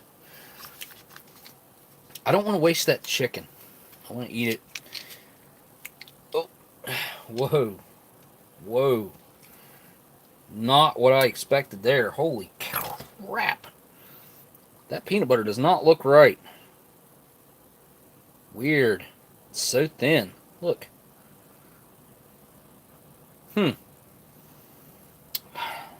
can't even really... All I can smell is the cracker. Can't really even smell the peanut butter. I should be able to smell the peanut butter. I can't. Well, give it a try.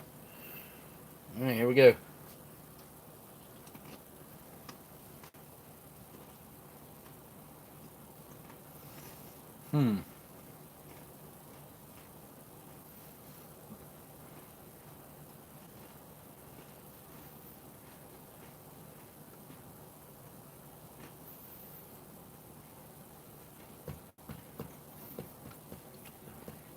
I don't really know what to say about that. It's very weird. It's almost it's almost flavorless. I mean, there's a little bit of that peanut butter texture there. The stickiness, the dryness.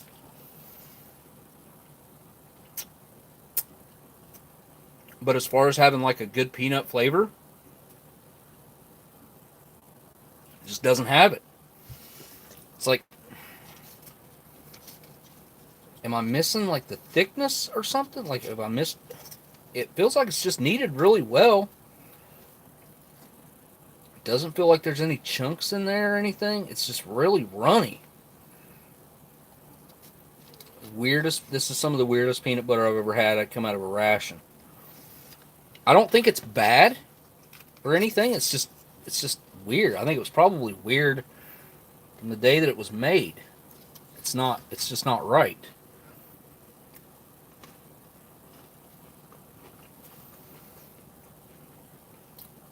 Yeah, no. That peanut butter's not bad. I gotta try it on its own. Hang on. Put some on a spoon here. It's just so runny. And it's like the color's not right either. It should be in color. It's really light. I mean, it's got a little bit of thickness to it, but I don't know. It,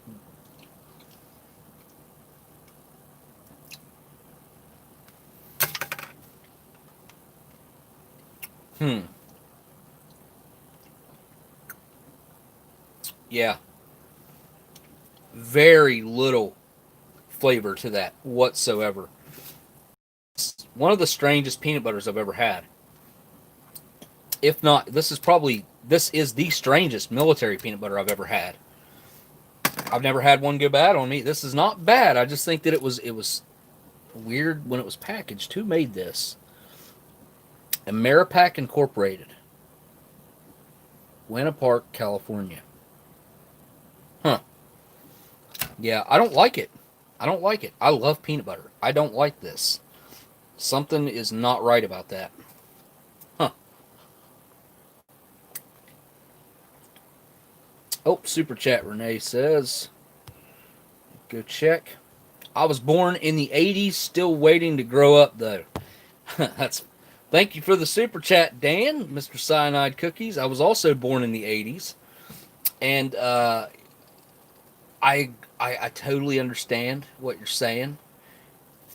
I don't feel like I've grown up in my brain, really. I still feel like I'm young. And I think a lot of people are this way. But my body, especially ever since I had the accident, has kind of definitely aged and caught up to how old I actually am. You know, you'd say oil separated, but I needed the crap out of that. But yeah, thanks so much for that super chat, Dan.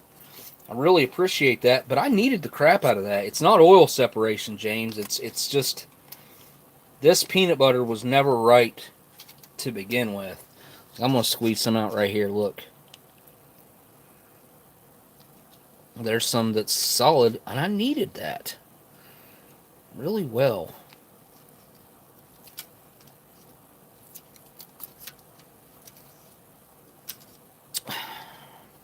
That's what I was wondering, if there was anything solid down in there, because, I mean, I did. I needed this really well. It's just not wanting to incorporate back together, I guess. I don't know. Let's put a little bit of that solid stuff on here and see if it tastes any different. Some of the solid.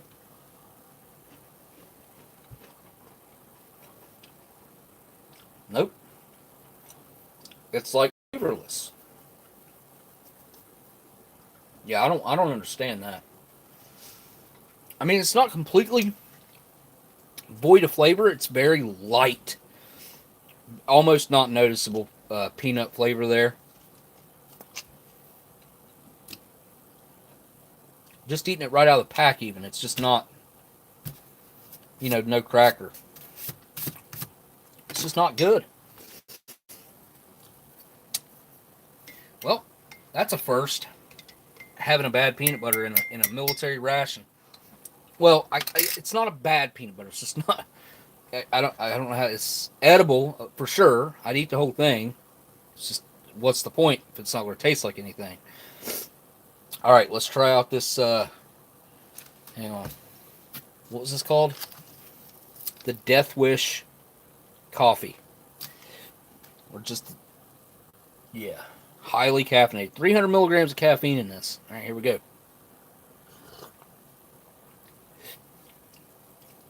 That doesn't taste bad at all.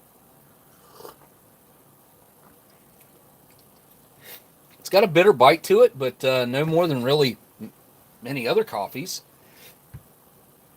I feel like I probably could add a little bit more water to that. I think I probably got it mixed pretty thick. Yeah, Zamora J, you're right, it kind of does. It doesn't look right, does it? Get the good old Domino sugar. Got a whole 6 grams of this, which should help out. Oh, look at that. Huh. That usually doesn't happen. Which, I mean, Just crush it up there. It goes right back to how it's supposed to be.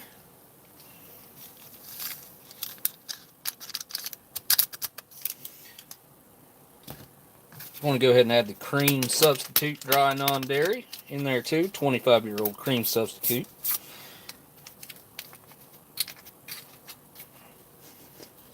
I better taste that. Kind of smells funny.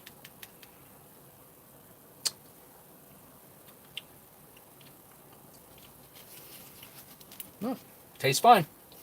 It's just, I think it's from the crackers and the peanut butter. I got a weird taste in my mouth. Anyway, that cream is flammable. You are correct.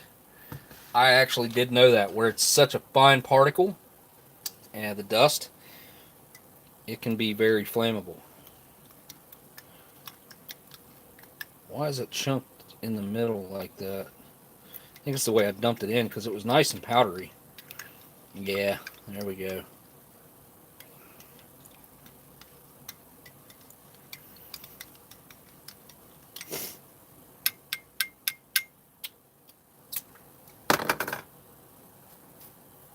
Alright, let's try it with the cream and sugar.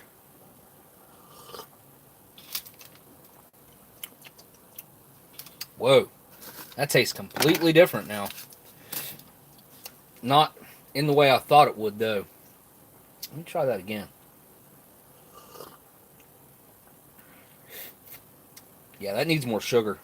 Let me see if I got any here.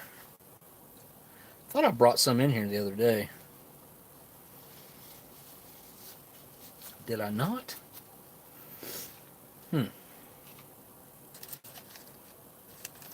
Got a Splenda here. Coffee Mate. Salt and pepper. More Coffee Mate. Red pepper. What is this? This is not a Coffee Mate. Or what is this? It's Russian. I don't even know. I think that's creamer. I don't even. Maybe it's sugar. I don't know.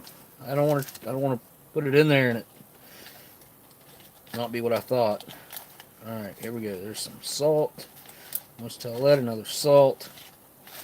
Moist towelette. All right, I gotta go grab some sugar. Right back.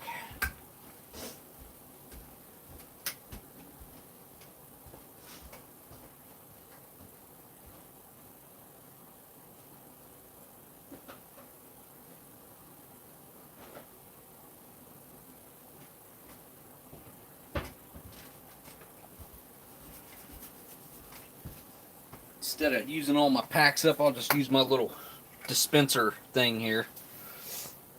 Little, I don't know, cheapo sugar thing, whatever it's,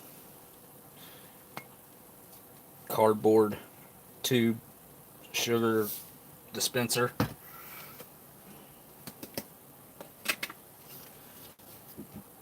Okay. Alright, give it a stir.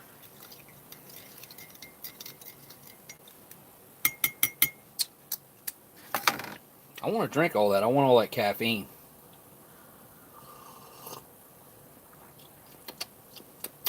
Now I think it needs. I think I should have just drank it black. Honestly, it needs more water. I mixed it way too strong, but it would have been fine if I'd have drank it black. As soon as I started adding everything else into it, it started getting weird. Let's find out if that cured what ails me. Alright, one more try. Southern California in the 80s. Who doesn't love spandex? Lycra. You got neon collars. Man, I had a neon green, yellow, and blue Nike windbreaker when I was in high school. Well, junior high and high school. That I absolutely loved. Actually, I probably got it in grade school. I don't know. I wore that thing for probably 5-6 years. Loved that thing. That was definitely my neon phase.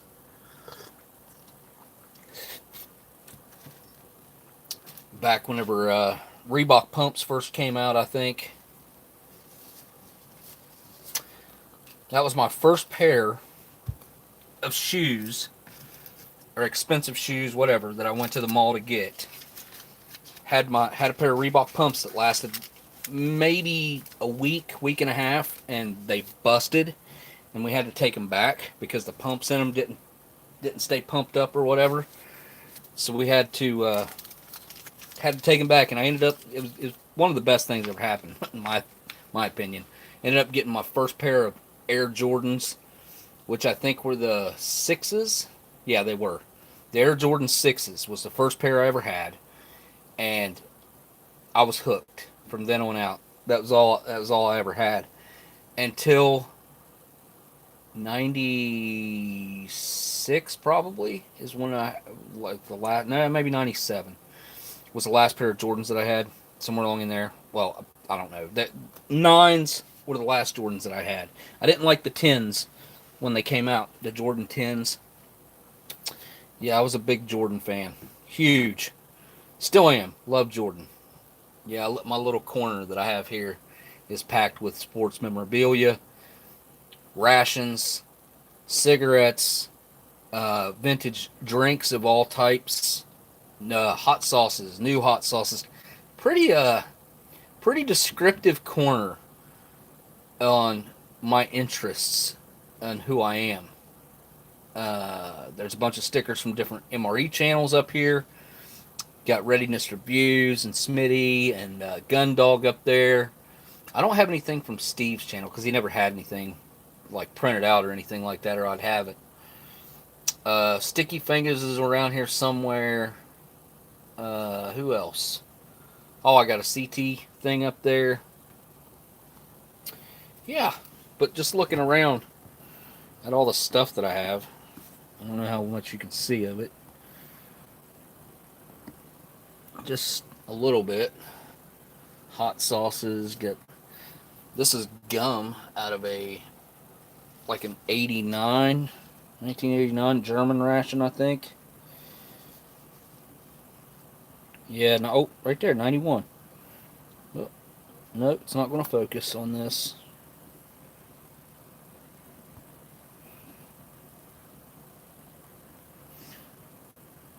There we go. I think you guys can see it. Anyway, I've kept all kinds of just weird random stuff up here. Bacon gumballs. Oh, you can't see them. Right up there. Right there. Those are from the show. Eating History.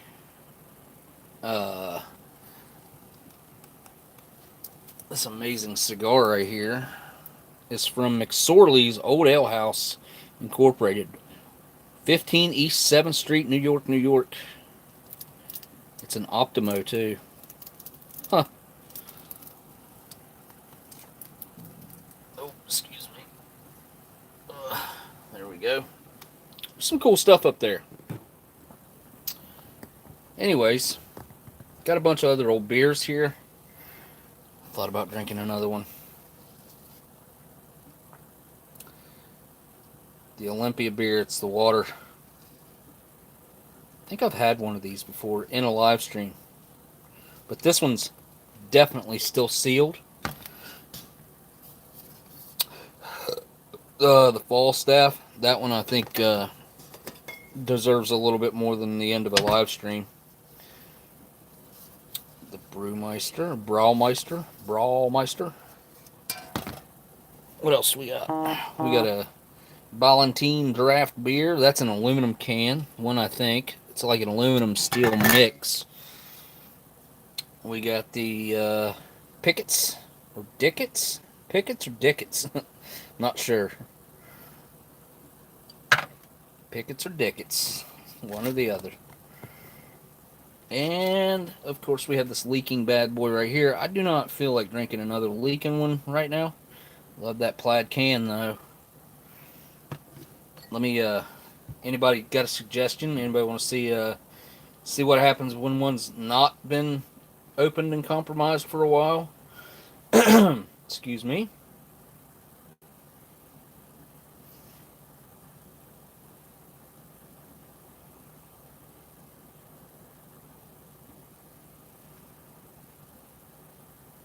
Um, I'm feeling the first one too, by the way. Yep. Did I see any suggestions in here? Let me see. California is probably the worst state for what? Sky blue water. From the land of sky blue water. Easy money.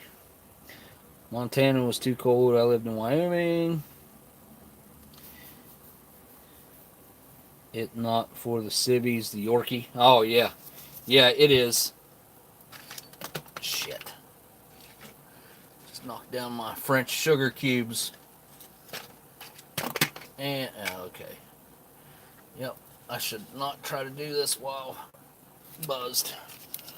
Yeah, it's the not for civvies version. It's an 04. This is actually the one out of Steve's video.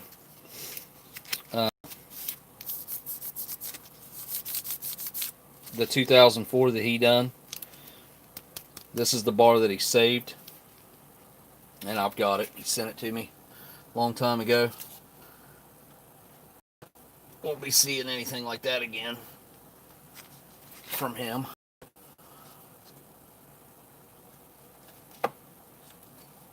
Okay, there's that. Hang on, guys. I gotta put this back. I'm not gonna be able to get that.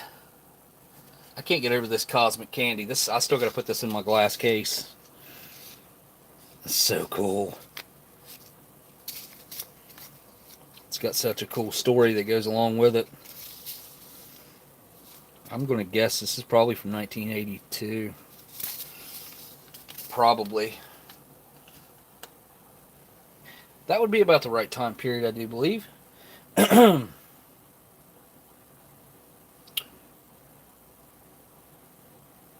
Oh, LA Gear. I remember LA Gears.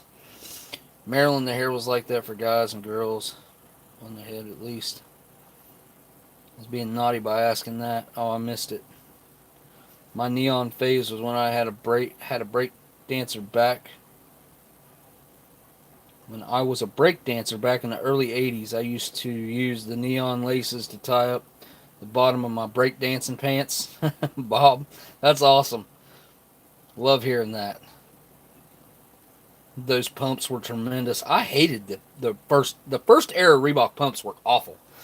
I wanted a pair so bad because they made the commercials like so cool, and obviously the commercials done their job because they made kids want them very bad. But I got them. I had them for like 5 days and they exploded, which was probably might have been my fault. I don't know. They didn't say anything that you couldn't pump them up though, and I don't think I over pumped them. But hello, Smoking. Question: whatever happened to Mickey Joe?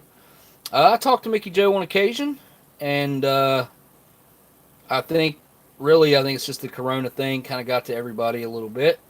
He's doing all right. Last I talked to him. Let me scroll way back down here. I'm going back to recent chat. Excuse me. I'm going to have this Pall Mall up here. 70s Pall Mall. I'm going to have one left after tonight. He's crack open another one, Bob says. Yep. Only thing good for me in California Beach. That's a regular Yorkie. You want a not for civvies one. That is a not for civvies one, dude. It says it somewhere on there. I don't know. It came out of the ration though. Corey. It came out of the 2004 ration that Steve had. I'm pretty sure it says it on there somewhere. Hang on. Maybe it doesn't. I think it was just this.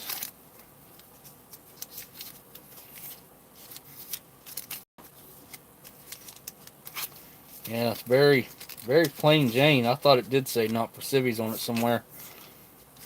But I guess all it says is that. which they didn't let women in until 2011, and that's why that candy bar is like that, Corey.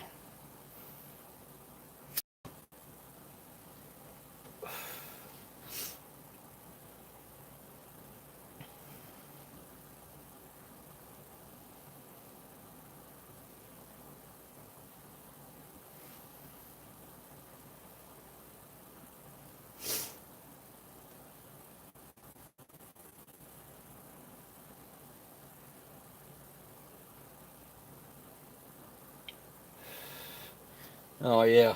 I guess I could show you guys this.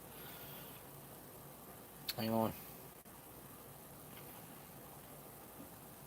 My son pretty much totaled his car the other day. There you go. Wipe my phone off a little bit.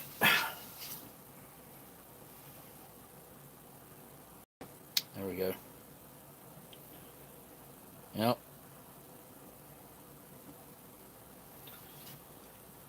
Yep. That was the night that it was snowing and stuff here. There was a tree came down, and he hit it. Yeah, he hit it probably going 50 mile an hour though. That's the thing.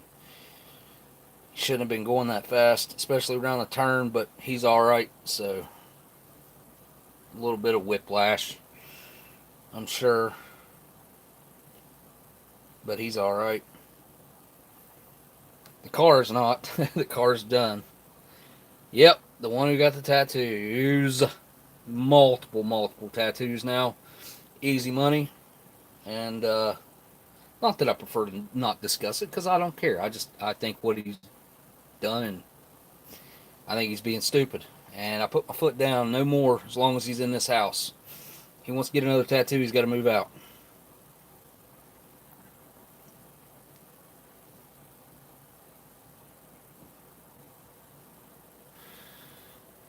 Wait, what? Paul Smith gave me an S2 guitar in Nam. Nam?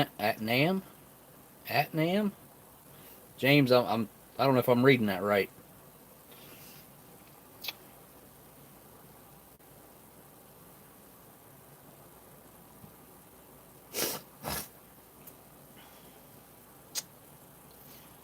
Okay.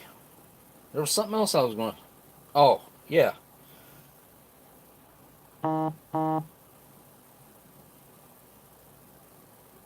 Huh.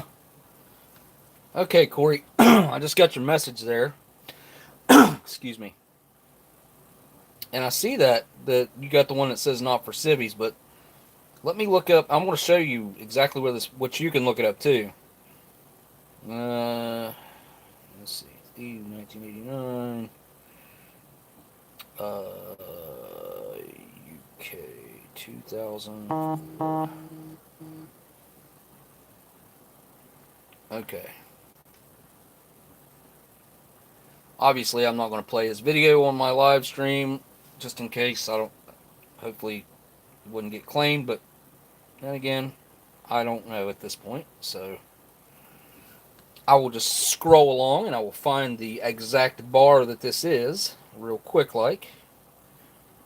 And oh, he's already got him out of there. Hang on. Yep. There it is. Whoops. There's the video. So these are the ones that were in the ration packs in 2004.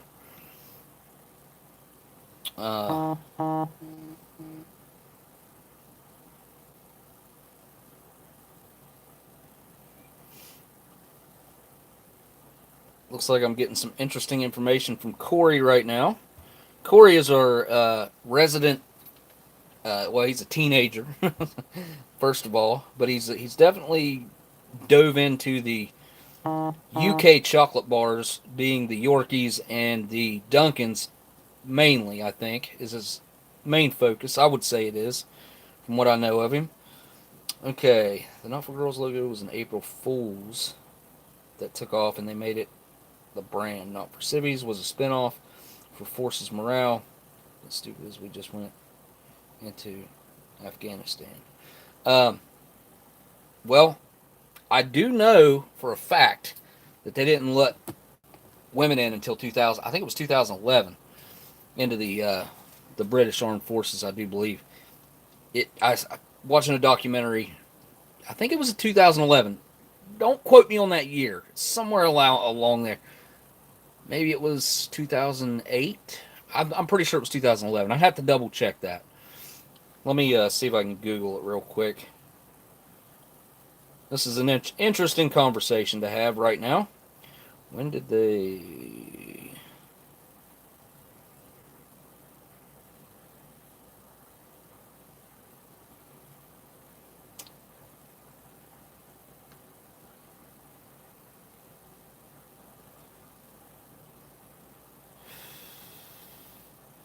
What's looking here like they've been in since women were kept out of infantry roles until 2011, I do believe. That's what it was. They were allowed in the armed forces. They just weren't allowed in infantry. I can't remember. It was something like that. Let me see.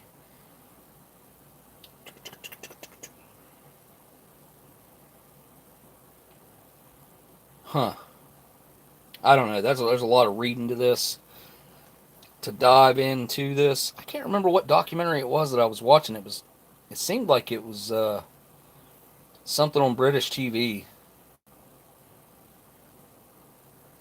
2002, the defense secretary said it was not prepared to lift the ban on women serving on the front line.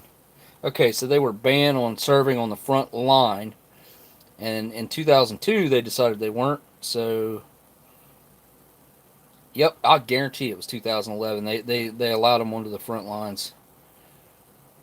Published 2010 by Berkshire Consultancy, in which the Ministry of Defense relied on for the position against including women, stated a significant number of men felt.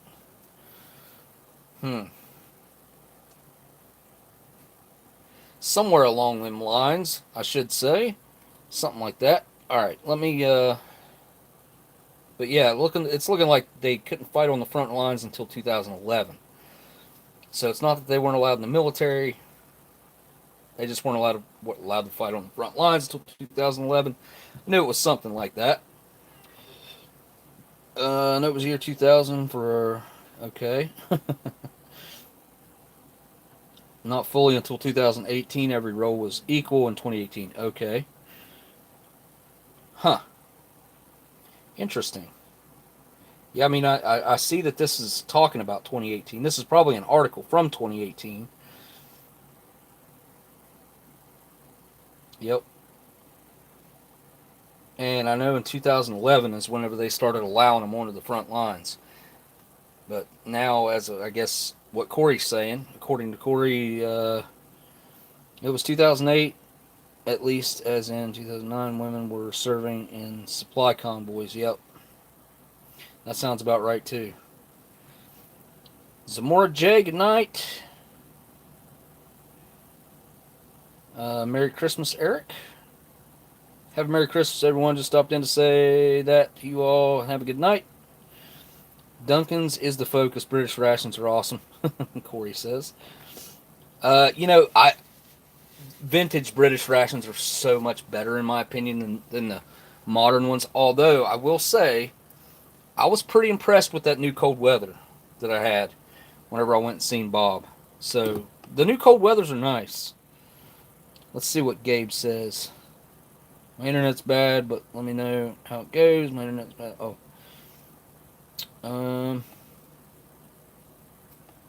He did not pick one, so... Why not? I don't even, at this point... I'm pretty sure... Man, that thing looks like it's bulging a little bit. I don't know if you guys can tell, but it's definitely raised up in the center right here, versus the others are not. The other ones that are sealed, that is. And that one I put back there was an aluminum can. I didn't want to go for an aluminum can. This seems like that might have an aluminum top too. I think this is probably one of the older ones on the table. Oh, nope, it's got a barcode. Huh. I'll be daggone. Does anyone else got a barcode? Nope. This one is an aluminum can. My bad. All aluminum can. Duh. That one might not taste too bad then, although it is bulged for some reason. You know what? I'm going to rinse that off really quick, and I would say this is probably 19... This is at least 40 years old. I would say probably older. Probably 42 to 45 years old. It's at least 40 years old, for sure. Which would put it being from 1980. But I would say it's before 1980. I would say it's late 70s. I shouldn't have smoked all this cigarette before I drank this. Alright, be back.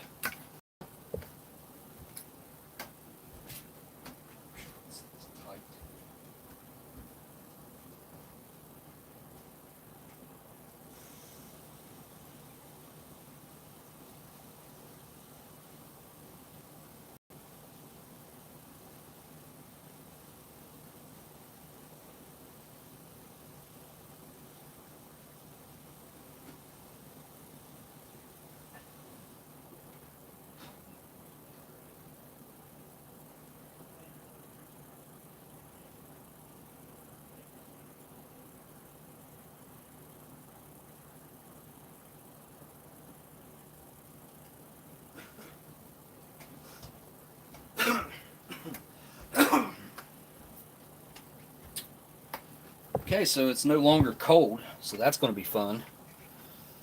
It did clean up very nicely. Seems how it's aluminum. Look at that. Looks brand new. Except it's bulged in the middle. This thing is insanely tight. I can't dent it at all. Look at that. It's not supposed to be like that. It's supposed to have a little bit of give.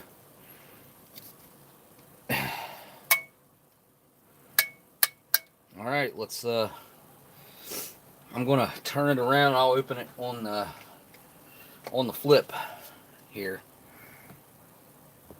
There we go.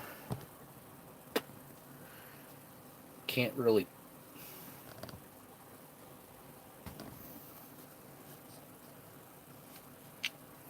This thing's probably going to explode a little bit.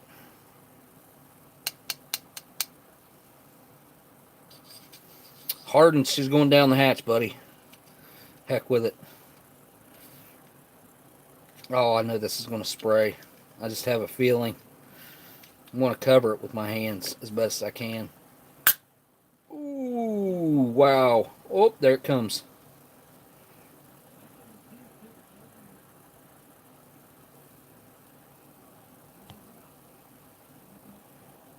Oh. It doesn't smell as bad as the last one.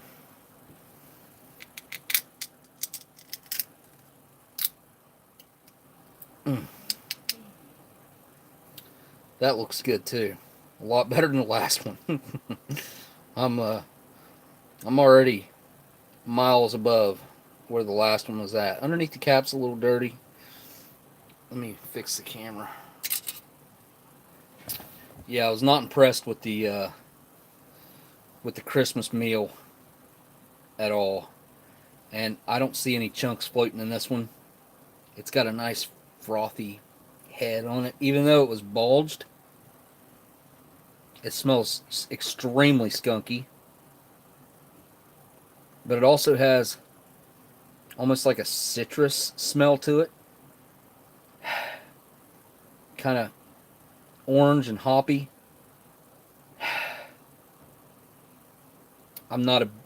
Look, I'm not a beer drinker, not a connoisseur of alcohols. It's like if you ever seen Eating History, whenever we were trying whiskeys and stuff, it's not my forte, not something I really have ever gotten into or would get into, because, and I think one of the reasons why, unless it's extremely old, like 100 years old or older, it doesn't have that lure to me, because alcohol in itself, especially like a stout alcohol, like a whiskey or a bourbon or tequila or whatever, it's going to last. It's going to hold up. You can pick a bottle up, a sealed bottle. You can pick a sealed bottle up after 50 to 60, 70 years. And as far as I know, you should be able to uncap it and drink it. Like, I don't know. Now, beers are a little bit different. Beers, where their alcohol content's so low, they can have all kind. Like we saw all that mold growing on the last one, which I don't know that I've ever seen that. Just the way those like antennas were growing up out of the cap, like I've never seen anything like that. So, and I've definitely never ever drank one that had antennas of mold coming up out of the center. So this one's going to be a little harder to drink, I do believe. Number one, it's warmer. Number two, it's carbonated. But it's also, it should not taste as bad. So I don't know. I'm already getting like the frowny face. So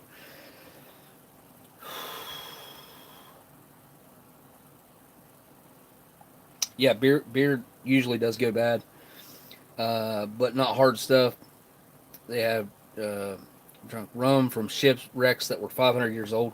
See, I'd love to try some 500-year-old rum that pirates were drinking or something. You know what I mean? All right, here we go. Cheers. Merry Christmas, everybody. I hope you guys have happy holidays, Hanukkah, Kwanzaa, whatever holiday you decide to celebrate. And then I should be back with you guys before New Year's. It should be on Saturday. Saturday, is that Christmas Day or is that day after? I don't know. Anyways, cheers. Whoops. Down the hatch. Why is the first drink so hard? It smells so bad.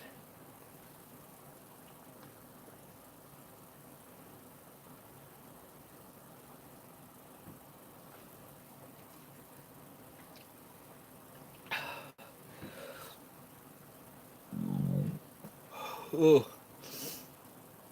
Oh. It's very carbonated. It has a numbing effect to it, to my tongue. Maybe from the carbonation. But there's also this very strong, like, hoppy, citrusy type flavor.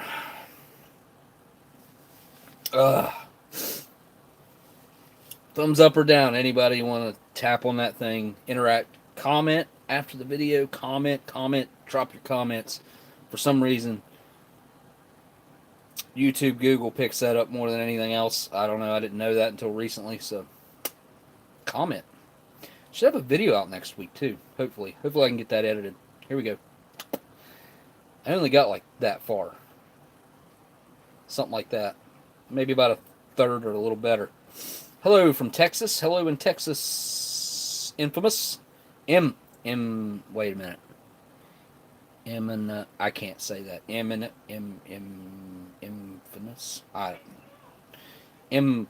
Texas. Hello in Texas.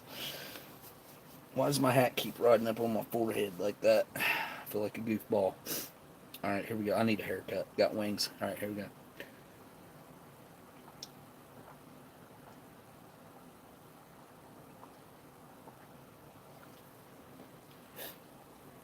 Oh. That is not mixing well with that food. At all. I can feel it hitting. I can feel it hitting my stomach.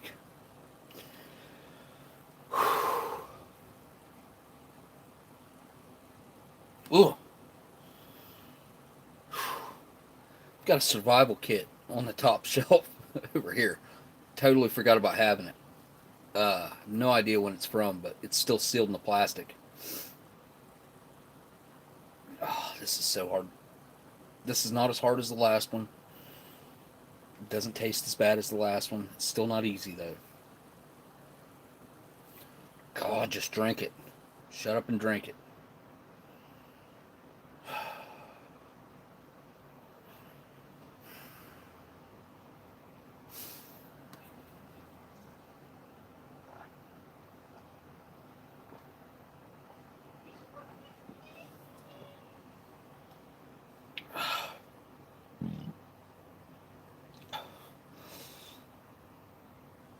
Ugh. Oh. Well, that's number 2. I think I should just drink the whole box.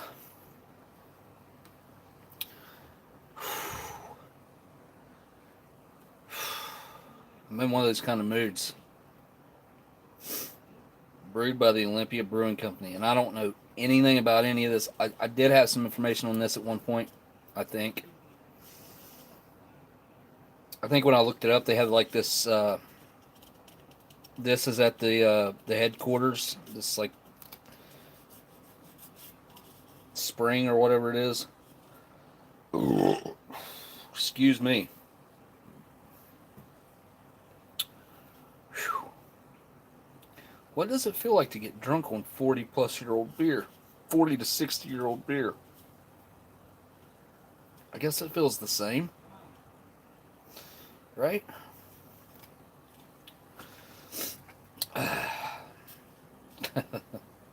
don't know. Let's see. Let's turn around and take another look here. Gabe might be mad if I just keep drinking them all. He did send 2 more boxes, though. There's 2 more boxes of these things. So there's casualties from tonight. So far, forgot about these stupid Tootsie Rolls.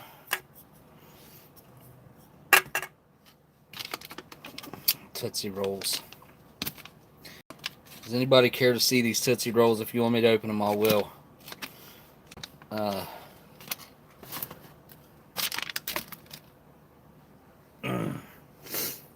Let's take another look here. Milwaukee's Choicest, brewed in Wisconsin and Illinois. But it's Milwaukee's Choicest. Pickets. Pickets or Dickets, one or the other. I don't know. I think that's a P, obviously. That curve at the top and a little drop down in there. Pickets. Nope. I was going to say that used to be the name of the hardware store down the road, but it was Pickens. Pickens. Whoop. Whoop. Yep. That just happened.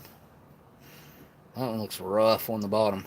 Not awful, but it's not perfect either.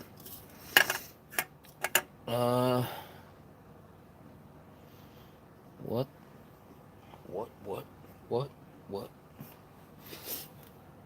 What's this one right here? I'm surprised he even sent this one. This must have been like a... He's mean, green, and obscene. The Bad Frog. Huh. Yeah, I don't know why he sent this one. I gotta find out more about that one. Ballantine Draft Beer. Again, this is an aluminum can. But I just drank an aluminum can. I don't know if I should drink any of the old ones or not.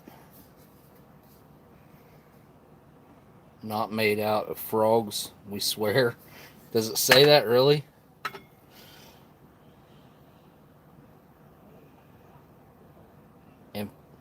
An amphibian with an attitude, Bad Frog beer, he just don't care.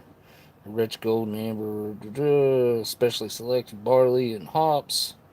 He's mean and green and obscene. Oh, wow, I got butterfingers now. Brewed and bottled for...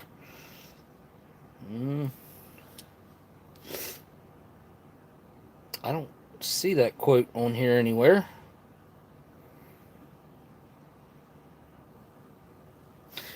Huh. Yeah, I don't think frogs would make good beer either. Uh, maybe that stuff that those kind of frogs that you lick and you get buzzed. I don't know what those frogs are called. If you put a little bit of that in there, I don't know. Just maybe. Just maybe. So there's 4 intact. 1, 2 that are kind of open over there. You guys can't see them. They're over there though. Whew. Yeah, got lots of cleanup to do. I might do this chicken and rice next week. I have no idea what year this thing's from. It does look like this bag has had a long life outside of the case. So whenever you have a case fresh MRE, oh, excuse me.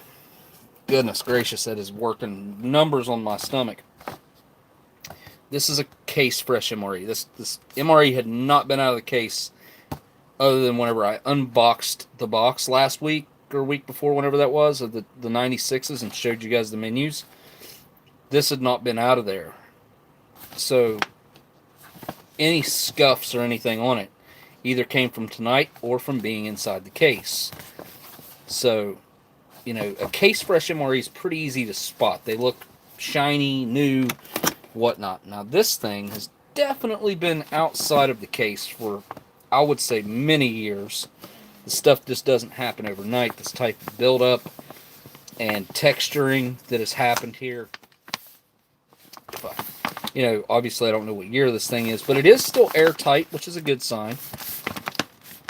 And it could have been, this thing could have been kept in a storage unit at 150 degrees in the summertime, you know, in Arizona or Nevada. Who knows? We don't, you know, I don't know. Unless Dave and LJ know, then yeah, we don't know what type of life that MRE has lived. Then again, it could have been a collector that had this, that kept this on a shelf down in their man cave in a basement. Or it doesn't even have to be a basement, just in their man cave where they kept it around 70 degrees, and it would probably be okay. You know, this MRE, I mean, I think it does depend on how much, I don't know. I don't know if handling them a lot hurts them or helps them. You know, I would think that, you know, giving a little bit of movement to, like, some of the contents, the peanut butters, the jellies, the fruits, I would think that that would be a good thing, moving them around instead of them being set and stagnant. And then again, it has proven to be good for them to set still as well. So I guess maybe the movements might not be good for them. I don't know. I will track that tomorrow. Aletha, I have a package still in transit, NPA. Oh yeah, I saw this today. A lot of people's packages, especially anything on the East Coast, or if it came from the East Coast, is delayed because of the snowstorm that we've had. Literally locked up any type of transportation, New York City and above. So there's other states, well, like lots of West Virginia got it too. Lots of my state. There's some of Ohio, I think, got it a little bit, not much. Pennsylvania, but New York definitely and above on the East Coast, they got nailed, and it's shut down shipping or transportation for shipping, whatever.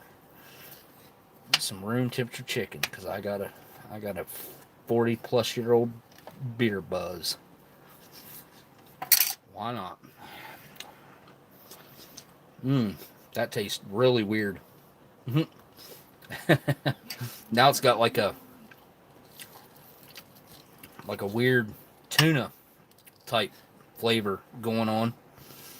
It's just so pressed and formed, and ticks me off because I know they didn't have to do that. They didn't have to do that. I've seen retort chicken before that look like chicken. All right. Well,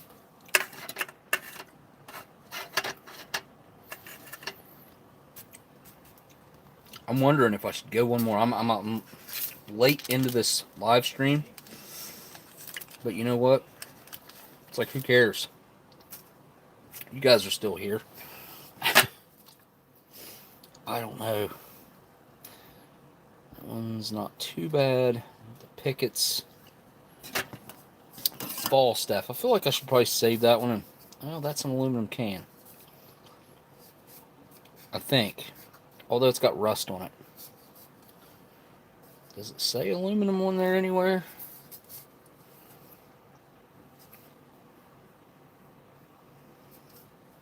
Fluid ounces. Does not say aluminum anywhere on there. It does right there.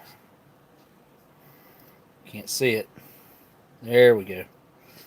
Aluminium. Worked in an aluminum plant for years. Or a year before it shut down in 2008. When old Obama and Joe Biden took over. Special Pilsner. So, can anybody tell me what a Pilsner is? What's the difference? What makes a Pilsner a Pilsner? I don't know this. I don't know the answer to that. What about that one with the plaid stripe on it and the dent? Hardens James.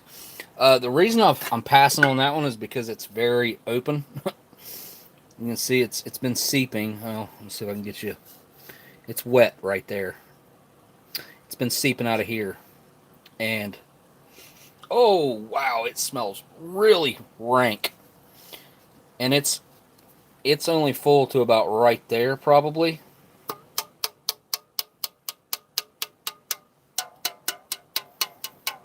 I don't know. Feels like it's... Oh, it's definitely got some... Yeah. There's no way it's had to have leaked out to at least about right there. Feels like there's a lot of room in there. And it's much lighter than the rest. This is a steel can. Or no, maybe it isn't. I don't know, man. That's not a steel can seam right there. I don't see aluminum on here.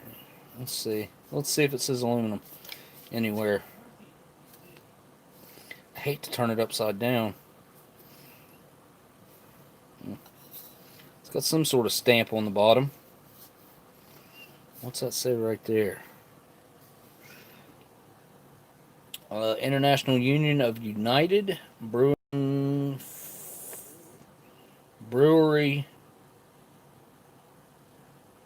Flour Cereal Soft Drink Distillery Workers of America. That's a union stamp. That's kind of cool. Never noticed that before. Maybe, I don't know. I'm not for sure what that symbol means. But that's definitely aluminum. Oh, now it's making noise up here.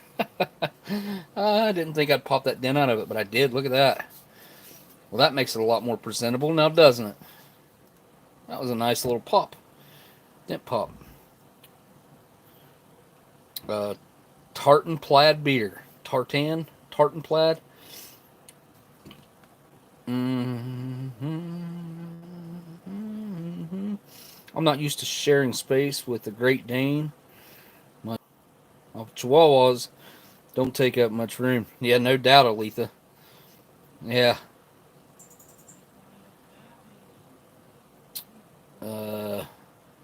Dump that one outside, Kaylin says. The Tech beer, premium beer. This one smells absolutely horrible. Just what I can smell through the top, where it's compromised up here. Probably won't be long before this one starts molding. Whew, golly, it smells so bad. This one smells worse than the first one I drank. Which that doesn't mean it'll taste different or worse or better. I don't know. There's been some pretty unique flavors come through in these beers tonight, I gotta say. Quite surprised. Quite surprised. That is definitely a steel can. Right there. This one's in really nice shape, too. Other than a little rust on the bottom, but that's nothing. I feel like this Falstaff is an aluminum can. It has to be. That seam. And it's good. It's tight. Like that last one. Wait, yeah, it does say aluminum right there. I picked it up 3 times and figured that out like an idiot. Yep. Is the Ballantine aluminum as well? It is. He said he was only going to send steel cans because he drinks the aluminum ones. He sent 1, 2. This is aluminum. 3. This is aluminum. Oh, no, that's steel. And that's aluminum. So 1, 2, 3. He sent 4 aluminum cans. Is this steel or aluminum? This is steel. Yeah, the first one was definitely steel. Pull tab there. What'd I do with the other one? Huh. I don't know. Should have been trying to finish this coffee before it got cold. It's definitely cold now. Oh, that's not as good cold. Hardens James says 1940 or 59 was the first year for aluminum cans. 59, huh? 1959. Well, let's look here. We know this is an aluminum can, and there's no barcode on here, so it means that it could technically, possibly, predate 1974.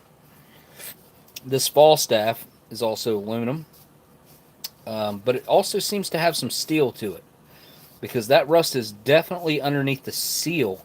This has like a, you'll see this on cans, all cans. They, on the seam, they will take like a glue or something of some sort, and basically it'll brush a line over it as like a, I guess, a fail-safe extra seal there. And this rust has came through underneath of that glue or clear adhesive, whatever they put over top of that, and you can see the difference in texture from right there to right there where it says, you know, the lettering starts. You can kind of see it. See what I mean about what's brushed over top of that? So, you know, this could be this could be 60s for sure. The Falstaff. Obviously, no barcode on that one either. There's no way, really, that I know of to find out exactly on the years on cans like this, unless that company happened to change the can very often. Let's see. Does this one have a barcode? No barcode on this one. This one definitely has some rust underneath there. Even though this says it's, you know, obviously it's an aluminum top. But I think there's some sort of a different composite mixture as far as the actual can wrap goes. I don't know. So 1959 was the first aluminum can, huh? I probably knew that. Probably something I've forgotten. Or I probably knew that at once. I didn't know that. Or didn't remember it. Whatever, however you want to put that, phrase that. Does this one have a barcode? No, this is a steel can. This is probably... this one could be... I don't know. I would say this is 60s. Just guessing from the way it looks. I don't know what I've done with that other pull tab. Doesn't matter. I'll find it. I got to clean all this up anyway. But alright, guys. It says that I've only been live for 46 minutes. That's weird. Huh. What the heck happened there? My chat's not been showing up either. Some were still steel, but they found out it's toxic. Whoops. It's toxic problems after 1959. Yeah, you know, with the steel cans, so when they first started out with the beer cans, like, you know, technically how we know them, they started trying to line them with different things. Not one was porcelain, which I find interesting. 1942, the military tried to make a porcelain painted canteen, and they were highly unsuccessful because that porcelain that was on the outside of them would crack. And I feel like you would have the same thing kind of going on the inside of the can, although it wouldn't be handled, and the porcelain lining was on the inside, so you wouldn't have that where they were dropping the canteen in and out of the cup.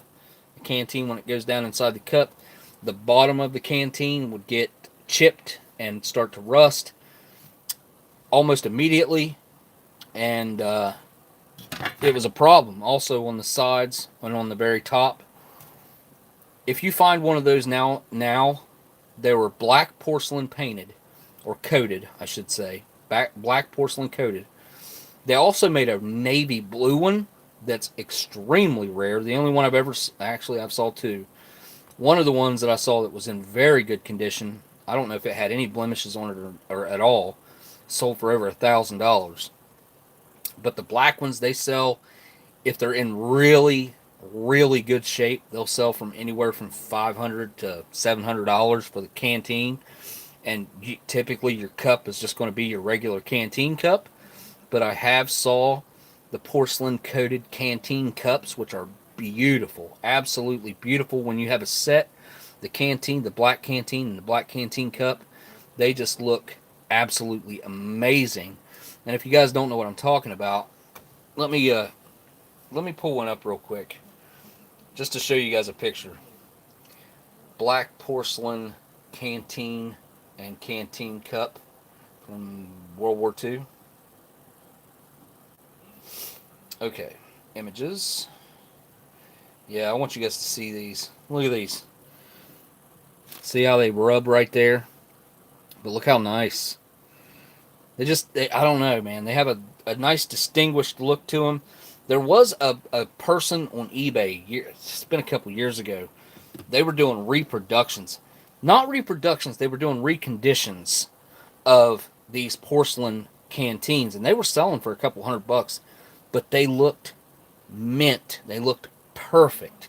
And of course you could use them at your own risk of doing the same thing that happened to them back in the 40s when these guys tried to use them out in the field. Another interesting thing that they came up with back in the 40s, you know, I was started off talking about linings to cans, but they also made a plastic canteen back in 1942, which, you know, you can find them around very seldomly. They'll pop up on eBay, or there'll be, I'm sure you could find one for sale right now, but you talk about expensive. The plastic canteen, because they're way more rare than the porcelain coated ones. The plastic ones were insanely rare. I can't remember, and they're always yellowed. They didn't come that way originally, but now, you know, after 80 years basically, they've yellowed. 78 years, they've just turned into this, I don't even know what color to tell you, kind of like that color right there, similar. It's interesting though, to know that they were experimenting, trying to come up with a better way. I've also, one other that I saw, and I don't know if someone did this with their canteen, but it was stainless steel, and someone had went through and polished the cup and the canteen to a mirror finish, and that's the most beautiful canteen cup and canteen that I've ever seen. I wish I would have bought that one. It sold for like 120, 130 bucks plus shipping. So it'd have been like $150, but man, it was beautiful. Those would be an awesome addition to any ration museum. I don't know if Sean probably most likely has a decent collection. I mean, since he's got heaters and stuff like that. Now I looked, I didn't see where the ration museum was going. Whoops, was going to be doing a live stream tomorrow, so I haven't been promoting or pushing it tonight. But if they are having one, man, anybody who shows up, we can get over that 30 number. We made it to 28, I think, last week. I was really hoping we were going to hit that 30.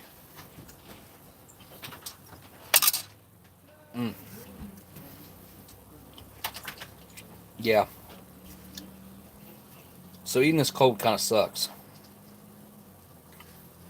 Yeah, I know I hit the camera. All right, guys, I'm gonna round this one out. I'm not gonna drag you guys out all night. It's been an awesome Christmas live stream though. I want to thank each and every one of you guys that have showed up, hit that thumbs up or down.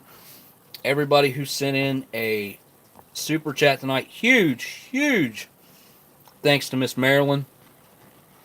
Again, I got to promote Ann and Alan one more time.